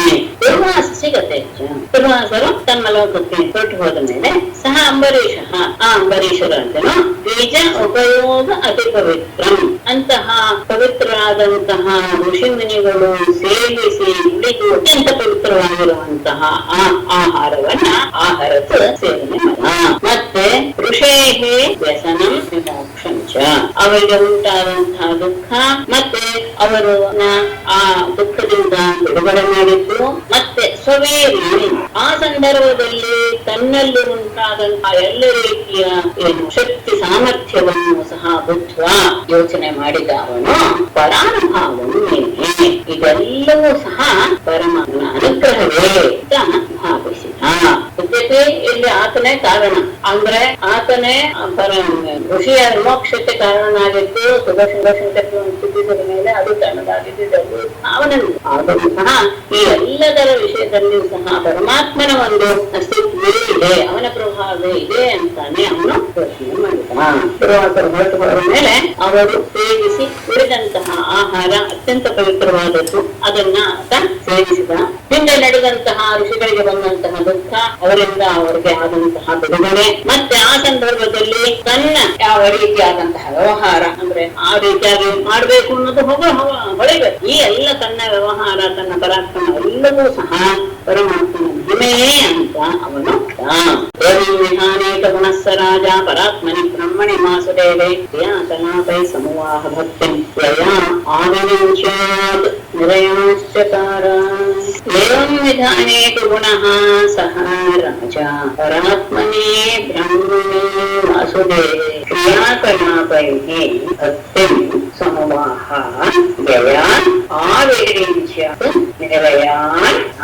ಏವಂ ವಿಧಾನೇಕ ಗುಣ ಈ ರೀತಿಯಾದಂತಹ ಅನೇಕ ಗುಣಗಳಿಂದ ಸದ್ಗುಣಗಳಿಂದ ತುಂಬ ಎಂದಿರುವಂತಹ ರಾಜ ಅಂಬರೀಷನು ಪರಾತ್ಮನೆ ಬ್ರಹ್ಮಣಿ ಪರಬ್ರಹ್ಮನಾದ ಪರಿವರಾತ್ಮನಾದ ವಾಸುದೇವೇ ನಾರಾಯಣನಲ್ಲಿ ಕ್ರಿಯಾಕರಾಪೈಕಿ ತಾನು ಮಾಡುವಂತಹ ಕರ್ಮಗಳ ಸಮೂಹಗಳಿಂದಲೇ ಭಕ್ತಿ ಸಮೂಹ ಭಕ್ತಿಯನ್ನು ಇನ್ನು ಹೆಚ್ಚೆಚ್ಚು ಪ್ರಕಟಪಡ್ತಾ ಅನೇಕ ಒಳ್ಳೆಯ ಗುಣಗಳನ್ನು ಆ ಪರಮಾತ್ಮನಲ್ಲಿ ಇಂತಹ ಸಂದರ್ಭಗಳೆಲ್ಲ ಮಾಡಿದ್ರೂ ಸಹ ಇನ್ನೂ ಹೆಚ್ಚೆಚ್ಚು ರೀತಿಯಲ್ಲಿ ಪರಮಾತ್ಮನಲ್ಲೇ ತಾನು ಮಾಡುವಂತಹ ಕೆಲಸಗಳಿಂದ ಅವನಿಗೆ ಪ್ರೀತಿ ಉಂಟಾಗುವ ರೀತಿಯಲ್ಲಿಯೇ ಅವನು ತನ್ನ ವ್ಯವಹಾರವನ್ನು ಭಕ್ತಿಯ ಮೂಲಕ ತೋರಿಸಿಕೊಳ್ತಾ ಹೋಗ್ತಾ ಯಾವ ಆ ಭಕ್ತಿಯಿಂದ ಆವಿರಿಂಚ ನಮ್ಮ ಲೋಕದವರೆಗಿನ ಎಲ್ಲ ಲೋಕಗಳನ್ನು ಸಹ ನಿರಯಾಷ್ಟ ನರಕ ಅಂತಲೇ ಅವನು ಭಾವಿಸಿಬಿಟ್ಟ. ನಮ್ಮ ಲೋಕದವರೆಗೆ ಇರುವ ಯಾವುದೇ ಆಗಲಿ ಅಂದ್ರೆ ಈ ಸಣ್ಣ ಲೋಕದಿಂದ ಹಿಡಿದು ನಮ್ಮ ಲೋಕದವರೆಗೆ ಯಾವ ಯಾವ ಲೋಕಗಳಿವೆಯೋ ಅಂದ್ರೆ ಅತ್ಯಂತ ಆನಂದವನ್ನು ಏನೇನು ಅಂತ ನಾವು ಹೇಳಿದ್ವೋ ಎಲ್ಲ ಲೋಕಗಳು ನರಕದ ವಿಷ ಅಂತಲೇ ಅವನು ಹೆಸರಿಟ್ಟಿದ್ದ. ಯಾಕಂದ್ರೆ ತನ್ನನ್ನು ತಾನು ಆ ರೀತಿಯಲ್ಲಿ ಅವನು ಪರಮಾತ್ಮನಲ್ಲಿ ನೆಲೆಗೊಳಿಸಿಕೊಂಡು ಬಿಟ್ಟಿದ್ದ.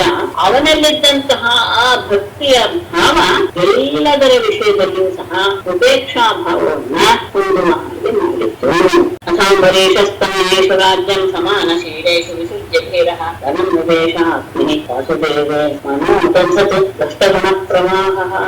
ಅಥ ಸಮಾನಶೀಲೇಷು ತಮೇಷು ಧೀರಃ ಅಂಬರೀಷಃ ರಾಜ್ಯಂ ವಿಸೃಜ್ಯ ವಾಸುದೇವೇ ಆತ್ಮನಿ ವನಂ ವಿವೇಶ.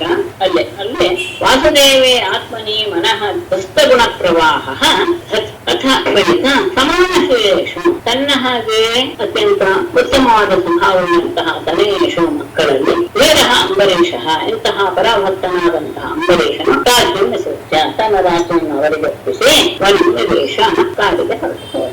ಅಲ್ಲಿ ಆತ್ಮನೇ ವಾಸುದೇವೇ ಆತ್ಮಸ್ವರೂಪನಾದಂತಹ ವಾಸುದೇವನಲ್ಲೇ ಮನಸ್ಸನ್ನು ನೆಲೆಗೊಳಿಸಿದವನಾಗಿ ವಸ್ತು ಗುಣ ಪ್ರವಾಹ ಎಲ್ಲ ರೀತಿಯ ಗುಣಗಳಿಂದ ಆತನಲ್ಲಿ ಹೋಗಿ ಬಿಟ್ಟ. ಯಾವಾಗ ಗುಣಗಳಿಂದ ಮುಕ್ತನಾದ ಮೋಕ್ಷವು ಸಿದ್ಧ. ಗುಣಗಳೇ ಯಾವಾಗ್ಲೂ ಅದಕ್ಕೆ ಅಡ್ಡೆ.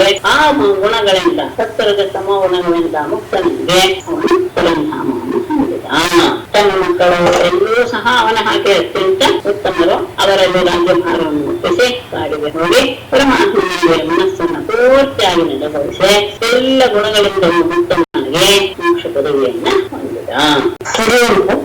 ಗೋಪಾಸ್ವಾಮಿಗಳು ಅಷ್ಟು ಜ್ಞಾನಿಗಳಾಗಿದ್ರೆ ಯಾಕೆ ವಾಮಾಚಾರ ಮಾರ್ಗವನ್ನ ಹೇಳಿದ್ರು? ಅಲ್ಲ, ಅದು ಶೇಖರವಾಗಿ ಫಲ ಕೊಟ್ಟು ಬಿಡುತ್ತಲ್ವ, ಆಗಿಬಿಡುತ್ತಲ್ವ. ನಾನು ಮಾಡ್ಬೇಕು ಅನ್ನೋ ಬುದ್ಧಿ ಬಂತು ತಾನೇ ಅವ್ರಿಗೆ. ಅವರು ಉಪಯೋಗಿಸಿದ್ರು. ಯಾವಾಗ್ಲೂ ಅನ್ನೋದು ಬಂದು ಬಿಟ್ರೆ ಆತನನ್ನ ನಾಶ ಮಾಡ್ಲೇಬೇಕು ಅಂತ ಅನ್ನಿಸ್ಬಿಡುತ್ತೆ. ಸಹಜವಾದಂತಹ ಪ್ರಕ್ರಿಯೆ. ಹಾಗೆ ಆದಾಗ ನಾಶ ಮಾಡೋದಕ್ಕೆ ಶೀಘ್ರವಾದಂತಹ ಉಪಾಯ ಯಾವುದು? ಈ ತರದ ಅವಿಚಾರ ಕ್ರಿಯೆ ತಾನೆ ಬೇಗ ಕೆಲಸ ಮಾಡುತ್ತಲ್ವ. ಇದು ಅವಿಚಾರಿಕ ಕ್ರಿಯೆ ಅವಾಗ್ಲೂ ಅಷ್ಟೇ. ನಾನು ಹೇಳಿದ್ನಲ್ಲ, ತುಂಬಾ ಬೇಗ ಕ್ಷುದ್ರದೇವತೆಗಳನ್ನ ಬಳಸ್ಕೊಂಡ್ಬಿಡುತ್ತೆ. ಅಂದ್ರೆ ಅವರ ಆ ಸಾಮರ್ಥ್ಯ ಅವರಲ್ಲಿ ಇರುತ್ತೆ. ಅದು ಒಂದು ವಿಶೇಷ. ಅದಿತ್ತು. ಮತ್ತೆ ಇಂತಹ ಕೆಲಸದಲ್ಲಿ ಅವಿಚಾರಿಕತೆ ಬೇಗ ತನ್ನ ಇದನ್ನ ಪರಿಣಾಮವನ್ನು ತೋರಿಸಿರುತ್ತೆ. ಅಂದ್ರೆ ಅದು ಸರಿಯಾಗಿದ್ರೆ ಮಾಡಿಸ್ಕೊಳ್ಳಕ್ಕೆ ಅದು ತಿರುಗಿ ಹೊಡೆಯುತ್ತೆ ಅಂತಾನು ಹೇಳ್ತಾರಲ್ಲ. ಕೆಲಸದಲ್ಲಿ ಅದು ಸಫಲವಾಗಲಿಲ್ವೋ ಆವಾಗ ಅದು ಹಿಂಕರಿಸಿ ಬಂದು ಹೊಡೆಯುತ್ತೆ. ಆದ್ರೆ ಈಗ ಏನಾಯ್ತು, ಇವರು ಕಳಿಸಿದಂತಹ ಪ್ರಭಾವವನ್ನ ಸುದರ್ಶನ ಚಕ್ರವೇ ನಾಶ ಮಾಡಿಬಿಡುತ್ತೆ. ಅಷ್ಟೇ ಅಲ್ಲ, ಪರಮಾತ್ಮನ ಭಕ್ತನ ವಿಷಯದಲ್ಲಿ ಇವರು ಹೀಗೆ ನಡ್ಕೊಂಡಲ್ಲ ಅಂತ ಅವರನ್ನೇ ದಹನ ಮಾಡಕ್ಕೆ ಚಕ್ರ ಹೊರತು. ಗಮನಿಸಿ, ಅಲ್ಲಿ ಸುದರ್ಶನ ಚಕ್ರ ದುರ್ವಾಸರನ್ನ ದಹನ ಮಾಡುವಂತಹ ಉದ್ದೇಶದಿಂದ ಹೋಗ್ಲಿಲ್ಲ. ಗಮನಿಸಬಹುದು ನೀವು. ಆತ ಹೆದರಿಸುವಂತ ಅಂದ್ರೆ ಯಾವಾಗ್ಲೂ ಅಷ್ಟೇ ಒಂದು ಕ್ರಿಯೆಗೆ ಪ್ರಾಯಶ್ಚಿತ್ತ ಎನ್ನುವುದು ಆ ವ್ಯಕ್ತಿಯನ್ನು ಮುಗಿಸೋದ್ರಿಂದ ಆಗೋದಿಲ್ಲ. ಅವತ್ತು ಪ್ರೇರಣ ಇಲ್ಲ. ಆತನಿಗೆ ತಾಪವನ್ನು ಉಂಟು ಮಾಡಬೇಕು. ತಾಪ ಅಂದ್ರೆ ಮನಸ್ಸಿನಲ್ಲಿ ಒಂದು ರೀತಿಯಾದಂತಹ ಒಬ್ಬ ವ್ಯಕ್ತಿ ಅವನ ನಮ್ಮನ್ನು ಮಾಡಿದ್ರು ಅಂತ ನಾಶನೇ ಮಾಡ್ಬಿಟ್ರೆ ಅದೇನು ಆತನಿಗೆ ಏನು ಮಾಡುವ ಹಾಗಲ್ಲ. ಆಯ್ತು, ಅವನು ಸತ್ತ ಹೌದು. ಆತನಿಗೆ ಬುದ್ಧಿ ಬರಬೇಕಾದ್ರೆ ತಾನು ಮಾಡಿದ ತಪ್ಪುವಂತಹ ಅರಿವು ಆಗಬೇಕಾದ ಈ ರೀತಿಯಾದಂತಹ ಹಿಂದೆ ಪಡೆದಾಗ ಮಾತ್ರ ಮನಸ್ಸು ಪಕ್ವವಾಗುತ್ತೆ. ಹಾಗೆ ಸುಮ್ಮನೆ ಅವನು ಹಿಂಬಾಲಿಸ್ಕೊಂಡು ಹೋಯ್ತು. ಆದರೆ ಸಹ ಅದು ಇದು ತಾನೆ ಪ್ರಕಾಶ, ಅದು ತೇಜಸ್ಸು, ಔಷ್ಣ್ಯ ಇರೋದ್ರಿಂದ ಅವರನ್ನ ಅದು ಹಿಂಸೆ ಪಡಿಸ್ತಾ ಇತ್ತು, ದೇಹವನ್ನ ಕೊಡ್ತಾ ಇತ್ತು. ತೀಕ್ಷ್ಣತೆಯ ಅನುಭವ ಅವರಿಗೆ ಆಗುತ್ತೆ. ಸುದರ್ಶನ ಚಕ್ರ ವಿಷ್ಣುವಿನ ಹೋಲಿದಾಗ ಅವ್ರ ಸ್ತುತಿ ಮಾಡಿದಾಗ ಮಾಡಿದಾರೆ.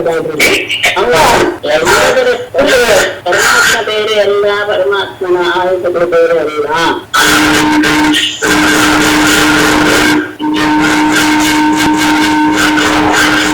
ನಮಸ್ತೆ ಭಗಿನಿ. ಇಲ್ಲಿ ಅಂಬರೀಷ್ನಿಗೆ ಮೇಡಮ್ ಯಾವಾಗ್ಲೂ ಸಿಟ್ಟು ಮಾಡ್ಕೊಳ್ತಾನೆ ಇರ್ತಾರಲ್ಲ ಅವ್ರು, ಹಾಗಾದ್ರೆ ಅವ್ರ ಸಾಧನೆ ಎಲ್ಲ ಇದಕ್ಕೆ ಬೇರೆ ಆಗಿ ಹೋಗಲ್ವೇ? ಅಲ್ಲ, ಅದು ಸಾಧನೆಗೆ ಅಡ್ಡಿ ಅಲ್ವೇ? ಅಲ್ಲ, ಇದ್ರೆ ಆ ಕೋಪವು ಸಹ ಲೋಕ ಕಲ್ಯಾಣಕ್ಕೆ ಆದಾಗ ಅದು ಅವ್ರನ್ನ ಅಷ್ಟಾಗಿ ಬಾಧಿಸೋದಿಲ್ಲ ಅಲ್ವೇ? ಅಲ್ಲ, ಮೇಲ್ನೋಟಕ್ಕೆ ನೋಡಿದಾಗ ಅದು ಲೋಕ ಕಲ್ಯಾಣ ಅಂತ ಏನೇನು ಮೇಲ್ನೋಟ ಅಂತ ಇಂತ ಹಿನ್ನೋಟ ಅಂತಿದ್ಯಾ? ಅಲ್ಲ ಮೇಡಮ್, ನೋಡಿ ಯಾವ ದಿವಸ ಸ್ವಲ್ಪ ನಿರಪರಾಧಿಗಳ ಮೇಲೆ ಕೋಪ ಮಾಡ್ಕೊಂಡಂಗೆ ಅನ್ಸುತ್ತೆ ಅಲ್ಲ. ಅಲ್ಲಿ ದ್ರೌಪದಿ ಅನ್ನ ಮಾಡ್ಲಿ ಅಂತ ಅದು, ಆಮೇಲೆ ದ್ರೌಪದಿಗೆ ಕೀರ್ತಿ ಅರಿವಿನ ವ್ಯಕ್ತ ಆಯ್ತು ಅನ್ನೋದು ಬೇರೆ ವಿಷಯ ಅಲ್ವೇ? ಅಲ್ಲ, ಬೇರೆ ಅಲ್ಲ, ಅದೇ ಪ್ರಧಾನ. ನೀವ್ ಯಾಕೆ ಅಲ್ಲಿ ಅದು ತಗೊಳ್ಳಲ್ಲ? ಅಂಬರೀಷನ ಗುಣವನ್ನ ಪ್ರಕಟಪಡಿಸುವುದೇ ಪ್ರಧಾನ ಇದೆ. ಅವಳ ಕೃಷ್ಣನಲ್ಲಿರುವಂತಹ ಭಕ್ತಿಯನ್ನ ಪ್ರಕಟಪಡಿಸುವುದೇ ಆ ಸಂದರ್ಭದಲ್ಲಿ ಪ್ರಧಾನ. ಅದಕ್ಕೆ ಇವರು ನಿಮಿತ್ತಭೂತರಾಗಿ ತೆರಳುಗಳು ಸುಖವಾಸರು. ಅಂದ್ರೆ ಅವ್ರಿಗೆಲ್ಲ ಗೊತ್ತಿರುತ್ತೆ, ಆದ್ರೂ ಹಾಗಾಗಿ ಅವ್ರು ಮಾಡ್ತಾರೆ. ಅಲ್ಲ, ಗೊತ್ತಿರುತ್ತೆ ಅಂತಲ್ಲ, ಇದೆಲ್ಲೂ ಸಹ ಪರಮಾತ್ಮನ ಪ್ರೇರಣೆ. ಅಷ್ಟೇ ದುರ್ವಾಸಗಳು ಬಂದಿದ್ದು ಎಲ್ಲಿ ಪಾಂಡವೇಶಗಳು ಬಂದಿದ್ದು ದುರ್ಯೋಧನನಿಗೆ ಅವನ ಒಂದೇ ಸಾವಿರಕ್ಕೆ ತುಂಬಾ ಯೋಗ್ಯ ರೀತಿಯಲ್ಲಿ ನಮಸ್ಕಾರ ಮಾಡಿಬಿಡ್ತಾನೆ. ಆಮೇಲೆ ಅವನು ವರ ಕೇಳ್ಕೊಂಡಿದ್ದು ಇದನ್ನೇ, ಸ್ವಲ್ಪ ದ್ರೌಪದಿಯ ಊಟ ಆದ ಮೇಲೆ ನೀವು ಅಲ್ಲಿ ಭೋಜನಕ್ಕೆ ಹೋಗ್ಬೇಕು. ಆಮೇಲೆ ಅವ್ರು ಅನ್ಕೊಳ್ತಾರೆ, ಹೊತ್ತು ನಾನು ಇಂತಹ ದುಡ್ಡಿನ ಮನೆಯಲ್ಲಿ ಇದನ್ನ ಸ್ವೀಕರಿಸಿಬಿಟ್ಟೆ, ಅದಕ್ಕೆ ಪ್ರತಿಫಲವಾಗಿ ನಾನು ಕೆಲಸ ಮಾಡ್ಬೇಕಾದ್ನಂತಲ್ಲ ಅಂತ ಅವರು ವಿಷಯ ಪಟ್ಕೊಂಡೇ ಹೋಗ್ತಾರೆ. ಆದ್ರೆ ಅವ್ರಿಗೆ ಗೊತ್ತಿದೆ ಪರಮಾತ್ಮ ಇದ್ದಾನೆ, ನೋಡ್ಕೊಳ್ತಾನೆ ಅವ್ರನ್ನ. ಗಾಂಡ ಭಕ್ತರ ಪಕ್ಷಪಾತಿ ಪರಮಾತ್ಮ ನೋಡ್ಕೊಳ್ತಾನೆ ಅನ್ನೋ ಧೈರ್ಯ ಅವ್ರು ಬಂದಿದ್ದೆ. ಅಲ್ಲೇ ಹಾಗೆ, ಇಲ್ಲಿ ಹಾಗಲ್ಲ, ಇವರು ಅದರ್ಶಕವಾಗಿ ಬಂದಿತ್ತು. ಅಂದ್ರೆ ಇಲ್ಲಿ ಬಂದಿತ್ತು ಪರಮಾತ್ಮನ ಪ್ರೇರಣೆ. ಅದೇ ಶಾಪವನ್ನು ಹಾಕಿ ಮಾಡ್ತಾರೆ, ಶಾಪ ಕೊಡ್ತಾನೆ ಇವರು. ಸ್ವಭಾವ ಕೋಪ ಜಾಸ್ತಿ ಹೌದು ಹೌದು, ಖಂಡಿತ ಖಂಡಿತ. ಹಾಗಾದ್ರೆ ಅಂತಹ ಸ್ವಭಾವ ಇರುವುದರಿಂದ ಇಂಥವರಿಂದಲೂ ಸಹ ಕೆಲಸ ಕಲಿಸೋದು ಅಂತ ಇದೆಯಲ್ಲ, ಅದೆಲ್ಲ ಪರಮಾತ್ಮ ಅವರವರಲ್ಲಿರುವಂತಹ ಆ ರೀತಿಯಾದಂತಹ ಕಠಿಣವಾದ ಗುಣಗಳೇ ಇನ್ನೊಬ್ಬರಿಗೆ ಒಳ್ಳೆದಾಗುವಂತಹ ಪ್ರೇರಕೂ ಆಗುತ್ತೆ ಅಲ್ವೇ? ಎಷ್ಟೋ ಸತ್ಯ ಹಾಗಾಗುತ್ತೆ, ಅದು ಸತ್ಯ ಹಾಗಾಗುತ್ತೆ. ಅದು ಒಂದು ವಿಷಯ. ಅದು ಸುಭಾಷಿತ ಇದೆ ಅಲ್ಲ ಮೇಡಮ್, ಯಾವುದೋ ನಿಷ್ಪ್ರಯೋಜಕ ಅಲ್ಲ, ಯೋಚಿಸುವವರು ಕಡಿಮೆ ಇದ್ದಾರೆ. ಈಗ ದುರ್ಲಭ. ನಿಜ, ಸರಿಯಾದ ಎಲ್ಲದಲ್ಲಿಯೂ ಸಹ ನೀವು ಇದನ್ನ ಗುಣವನ್ನು ತೆಗೆದುಕೊಂಡು, ಅಂದ್ರೆ ದುರ್ಗುಣದಲ್ಲಿಯೂ ಗುಣವನ್ನು ತೆಗಿಬೇಕು ಅಂದ್ರೆ ಆ ಸಾಮರ್ಥ್ಯ ನಮ್ಮಲ್ಲಿ ಇರ್ಬೇಕು. ಅಂದ್ರೆ ನಾವು ಸಂಯಮಿಗಳಾಗಬೇಕು. ನಮ್ಮಲ್ಲಿ ಇರ್ಬೇಕು ಅಂದ್ರೆ ಸುಮ್ಮನೆ ಬರೋದು. ನಾವು ಪ್ರತಿಯೊಂದು ವಿಷಯದಲ್ಲಿ ಸಂಯಮವಾಗಿದ್ದು ಯೋಚನೆ ಮಾಡುವಂತಹ ಸ್ಥಿತಿಯನ್ನು ತಂದುಕೊಂಡ್ರೆ ಆಗ ಎಲ್ಲದರಲ್ಲಿಯೂ ನಮಗೆ ವಿಧಿರೂಪವಾದಂತಹ ಹೇಳಿದ್ರೆ ನಮ್ಗೆ ಯಾವಾಗ್ಲೂ ಸಹ ನಿಷೇಧಾತ್ಮಕವಾದಂತಹ ಚಿಂತನೆ ಅದಿತ್ತಲ್ಲ ಒಳ್ಳೆದಕ್ಕೆ ಎನ್ನುವಂತಹ ಭಾವ ಇದ್ದಾಗ ಪ್ರತಿಯೊಂದರಲ್ಲೂ ನಾವು ಗುಣವನ್ನೇ ಹುಡುಕೊಂಡು ಹೋಗ್ತೀವಿ. ಅದು ಮೊದಲು ನಾವು ಬೆಳೆಸ್ಕೊಳ್ಬೇಕಾದದ್ದು ನಮ್ಮ ಜೀವನದಲ್ಲಿ. ಪ್ರತಿ ಅದೇ ಏನೇ ಮಾತಾಡಿದ್ರು ಹುಡುಕ್ಬೋದು, ಅವ್ರಿಗೇನೋ ಬೇಜಾರಾಗಿರ್ಬೋದು, ಅದನ್ನ ಹಿಡ್ಮಾಕ್ಬಿಟ್ಟು ಅಂತ ನಾವು ಯೋಚನೆ ಮಾಡಕ್ ಹೊರಟಾಗ ಮನಸ್ಸಿನ ಆಘಾತ, ಮನಸ್ಸಿಗೆ ಆಗುವ ಆಘಾತ ಯಾವಾಗಲೂ ಕಡಿಮೆ. ಅವ್ರು ಯಾವ್ದೋ ಉದ್ದೇಶದಿಂದ ಹೇಳಿರ್ಲಿ, ನಾವು ವಿಧಿರೂಪ ಮಾಡಿ ಅದನ್ನು ತಗೋಣ, ಪಾಸಿಟಿವ್ ಆಗಿ ತಗೋಣ.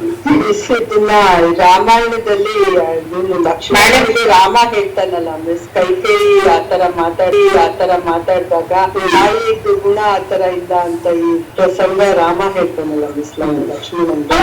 ಮೇಡಮ್, 8ನೇ ಶ್ಲೋಕದಲ್ಲಿ ಅಂಚುದಾತು ಯಾವ ಗಣದ ತಗೋಬೇಕು? 8ನೇ ಶ್ಲೋಕದಲ್ಲಿ ಅಂಚುದಾತು ಅಲ್ಲ 9 ಅದು 2-3 ಗಣದಲ್ಲಿ ಇದೆ ಅಲ್ವಾ? ಈಗ ಇಲ್ಲ, ಒಂದು 2 ಒಂದು 10ನೇ ಗಣದಲ್ಲಿ ಒಂದಿದೆ. ಅಲ್ಲ, ಋಗಾದಿದ್ದು ಶ್ರಮ ಯಾವ್ದದು 7ನೇ ಗಣ ಅನ್ಸುತ್ತೆ. ಶ್ರಮ್ ಅಲ್ಲಿ ಬಂದವರು ಅನತ್ತಿ ಅಂತ ರೂಪ. ರಂಜು ಧಾತು, ರಂಜು ಅಂದ್ರೆ ಅನುಜಿ ಧಾತು ಅದು ಆಕ್ಚುಲ್ ಆಗಿ. ಆಮೇಲೆ ನಕಾರಿ ಧಾತು ಅದು ಆಕ್ಚುಲ್ ಆಗಿ. ಆಮೇಲೆ ನಕಾರಕ್ಕೆ ಇದು ಪರಸವನ್ನ ಬರೋದು. ಸರಿ, ಋಗಾದಿ ಗಣ. ಮೇಡಮ್, ಅಂಬರೀಷ ಅಂದ್ರೆ ಏನರ್ಥ ಹೇಳಿಲ್ವಾ? ಇಲ್ಲ ಅನ್ಸುತ್ತೆ. ಅದೇ ಅವತ್ತು ನಾನು ಅದನ್ನ ಮಾಡುವ ನೋಡಿಟ್ಕೊಂಡು ಹೇಳ್ಬೇಕು ಅಂತ ಅನ್ಕೊಂಡಿದ್ನಲ್ಲ, ಹೇಳಿಲ್ಲ. ಅಂಬರೀಷ ಅನ್ನೋ ಶಬ್ದಕ್ಕೆ ಅರ್ಥವನ್ನ ಅವ್ರು ಹೇಳ್ತಾರೆ. ಅಂಬಾದಿಕಂ ರೀಷಂ ಅಂದ್ರೆ ನಶ್ವರಂ ಇತಿ ಜ್ಞಾನಂ ಅಸ್ಯ ಅಸ್ತಿ. ಅಂಬಾದಿಕಂ ಅಂದ್ರೆ ಎಲ್ಲ ಸಂಬಂಧದಿಂದ ಹಿಡಿದು ಅಲ್ಲಿಂದ ಪ್ರತಿಯೊಂದು ಸಹ ನಶ್ವರ ಎನ್ನುವ ಭಾವನೆ ಯಾರಿಗೆ ಇರ್ತದೋ ಅವನು ಅಂಬರೀಷ. ಮತ್ತೆ ಇನ್ನೊಂದು ಅರ್ಥ ಬಿಡಿಸ್ತಾರೆ, ಅಂಬರೀಷ. ಏಷ ಅಂದ್ರೆ ಇಚ್ಛೆ ಅಂತ. ಆಕಾಶದಷ್ಟು ಇಚ್ಛೆ ಇರುವವನು ಅಂದ್ರೆ ಪರಮಾತ್ಮ ಅಂತ. ಆಕಾಶ ಅಂದ್ರೆ ಅದು ಈಶಾ, ಶಾ ಮೂರ್ಧನ್ಯ ಶಕಾರ, ತಾಲುವೆ ಶಕಾರ ಅಲ್ಲ. ಈಶ ಬೇರೆ, ಈಶಾ ಬೇರೆ. ಈಶಾ ಅಂದ್ರೆ ಇಚ್ಛೆ. ಮನೀಷಾ ಇದೆಲ್ಲ ಆ ಈಶ, ಮನಸಃ ಈಶಾ. ಆಮೇಲೆ ಈಶಾ, ಆಮೇಲೆ ಇನ್ನೊಂದು ಹೇಳ್ತಾರೆ, ಅಂದ್ರೆ ಆ ಅನ್ನೋದು ಪರಬ್ರಹ್ಮವಾಚಕವಾದ ಶಬ್ದ. ಅಕ್ಷರಾಣ ಅಕಾರೋಸ್ಮಿ ಇದೆಲ್ಲ ಹಾಗೆ. ಅವನನ್ನ ವಭಯೋರ ಭೇದ ಇಟ್ಕೊಂಡಾಗ ಅವನನ್ನ ತಿಳಿದುಕೊಳ್ಳುವುದು ಅಥವಾ ಅವನನ್ನ ಸ್ವೀಕರಿಸುವುದು ಯಾರಿಗೆ ಇಚ್ಛೆ ಇದೆಯೋ ಅವನು ಅಂಬರೀಷ. ಒಳ್ಳೆ ದರ್ಶನ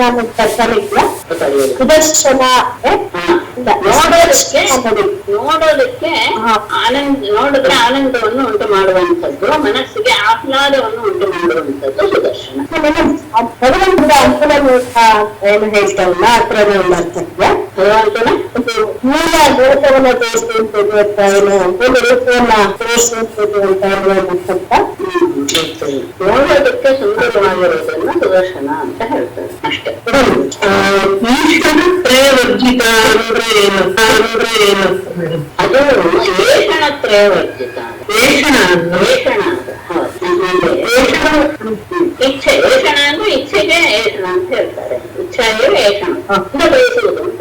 ಪುತ್ರೇಷಣ, ವಿತ್ತೇಷಣ, ದಾರೇಷಣ ಅಂತ ಇದೆ. ವ್ಯಕ್ತಿಯು ಬಯಸುವಂತ ಹಣ, ಪತ್ನಿ, ಪುತ್ರ.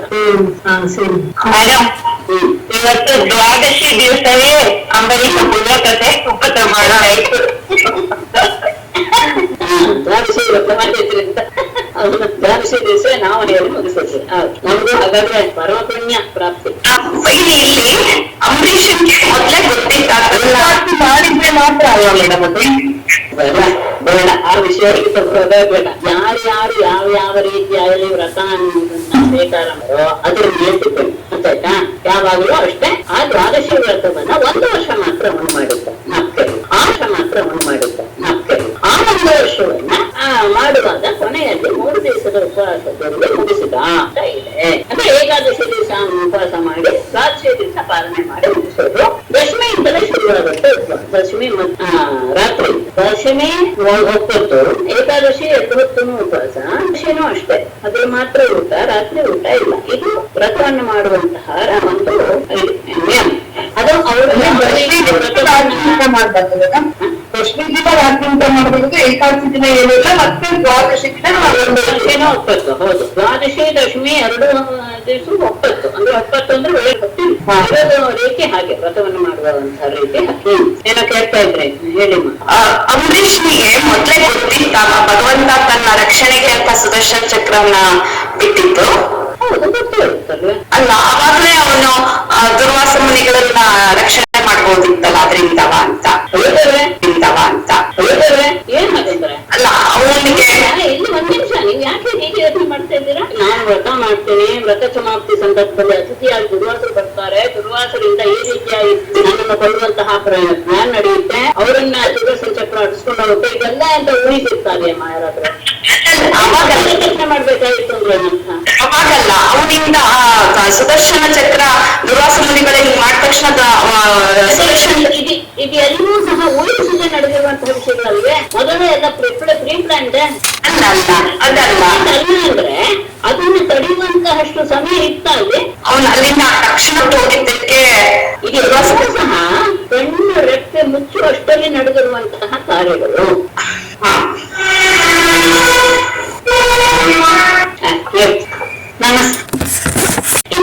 ಪೂರ್ಣಿಮಾಖ್ಯಾನಂ ಅಂಬರೀಷಸ್ಯ ಭೂಪತೇಃ ಸಂಕೀರ್ತಯನ್ ಅನುಧ್ಯಾಯಂತಃ ಭಗವತೋ ಭವೇತ್. ಏತತ್ ಭೂಪತೇಃ ಅಂಬರೀಷಸ್ಯ ಪುಣ್ಯಂ ಆಖ್ಯಾನಂ ಸಂಕೀರ್ತಯನ್ ಅನುಧ್ಯಾಯಂತಃ ಭಗವತಃ ಭವೇತ್. ಅನುಧ್ಯಾಯನ ಭಗವತಃ ಭಕ್ತಃ ಭವೇತ್. ಈ ರೀತಿಯಾಗಿ ಏತತ್ ಈ ಭೂಪತೇಃ ಅಂಬರೀಷಸ್ಯ ರಾಜನಾದ ಅಂಬರೀಷನ ಪುಣ್ಯಮಾಖ್ಯಾನಂ ಪವಿತ್ರವಾದಂತಹ ಚರಿತ್ರೆಯನ್ನ ಸಂಕೀರ್ತಯನ್ನ ಹೇಳ್ತಾ ಅನುಧ್ಯಾಯನ್ ಅದನ್ನೇ ಸ್ಮರಿಸ್ತಾ ಇರುವಂತಹವನು ಭಗವತಃ ಭಕ್ತಃ ಭವೇತ್. ತದನಂತರ ಪ್ರೀತಿಪನಾದ ಭಕ್ತನು ಇವನ ಕಥೆಯನ್ನು ಹೇಳ್ತಾ ಇದ್ರೆ, ಯಾಕಂದ್ರೆ ಅತ್ಯಂತ ಪವಿತ್ರವಾಗುತ್ತೆ ಈತನ ಕಥೆಯ ವಿಷಯ. ಅದನ್ನ ಹೇಳ್ತಾ ಇದ್ದ ಹಾಗೆ ಅದನ್ನ ಹೋಗ್ತಾ ಅದನ್ನೇ ನೆನಪಿಸ್ಕೊಳ್ತಾ ಇದ್ದ ಹಾಗೆ ನಮ್ಮ ಮನಸ್ಸಿನಲ್ಲಿಯೂ ಸಹ ಅದು ಬದಲಾವಣೆಯನ್ನು ತಂದು ನಾವು ಸಹ ಪರಮಾತ್ಮನ ಭಕ್ತರಾಗಿ ಹೋಗುವುದು ಖಂಡಿತ ನಿಶ್ಚಯ. ಪುಣ್ಯಮಾಖ್ಯಾನಂ ಅಂಬರೀಷಸ್ಯ ಭೂಪತೇಃ ಸಂಕೀರ್ತಯನ್ ಅನುಧ್ಯಾಯನ್ ಭಗವತೋ ಭವೇತ್. ಶ್ರೀಮದ್ ಭಾಗವತೆ ಮಹಾಪುರಾಣೇ ನವಮಸ್ಕಂಧೆ ಅಂಬರೀಷಚರಿತಂ ನಾಮ ಪಂಚಮೋಧ್ಯಾಯಃ.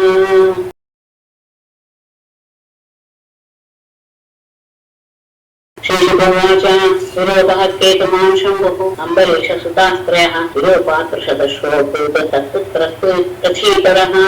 ಅಂಬರೀಷನಿಗೆ ನೂತನ ಅವರ ವಂಶವನ್ನು ಹೇಳಿ ಆಮೇಲೆ ವಿಶ್ವಾಸವಂಶದ ವಿಷಯವನ್ನು ತಗೊಳ್ತಾ ಅದಾದ್ಮೇಲೆ ಪುತ್ರವಂಶದ ನಾರಾಯಣ ನರಂಚೈವ ನರೋತ್ತಮಂ ದೇವೀಂ ಸರಸ್ವತೀಂ ನ್ಯಾಸಂ ತತೋ ಜಯಮುದೀರಯೇತು.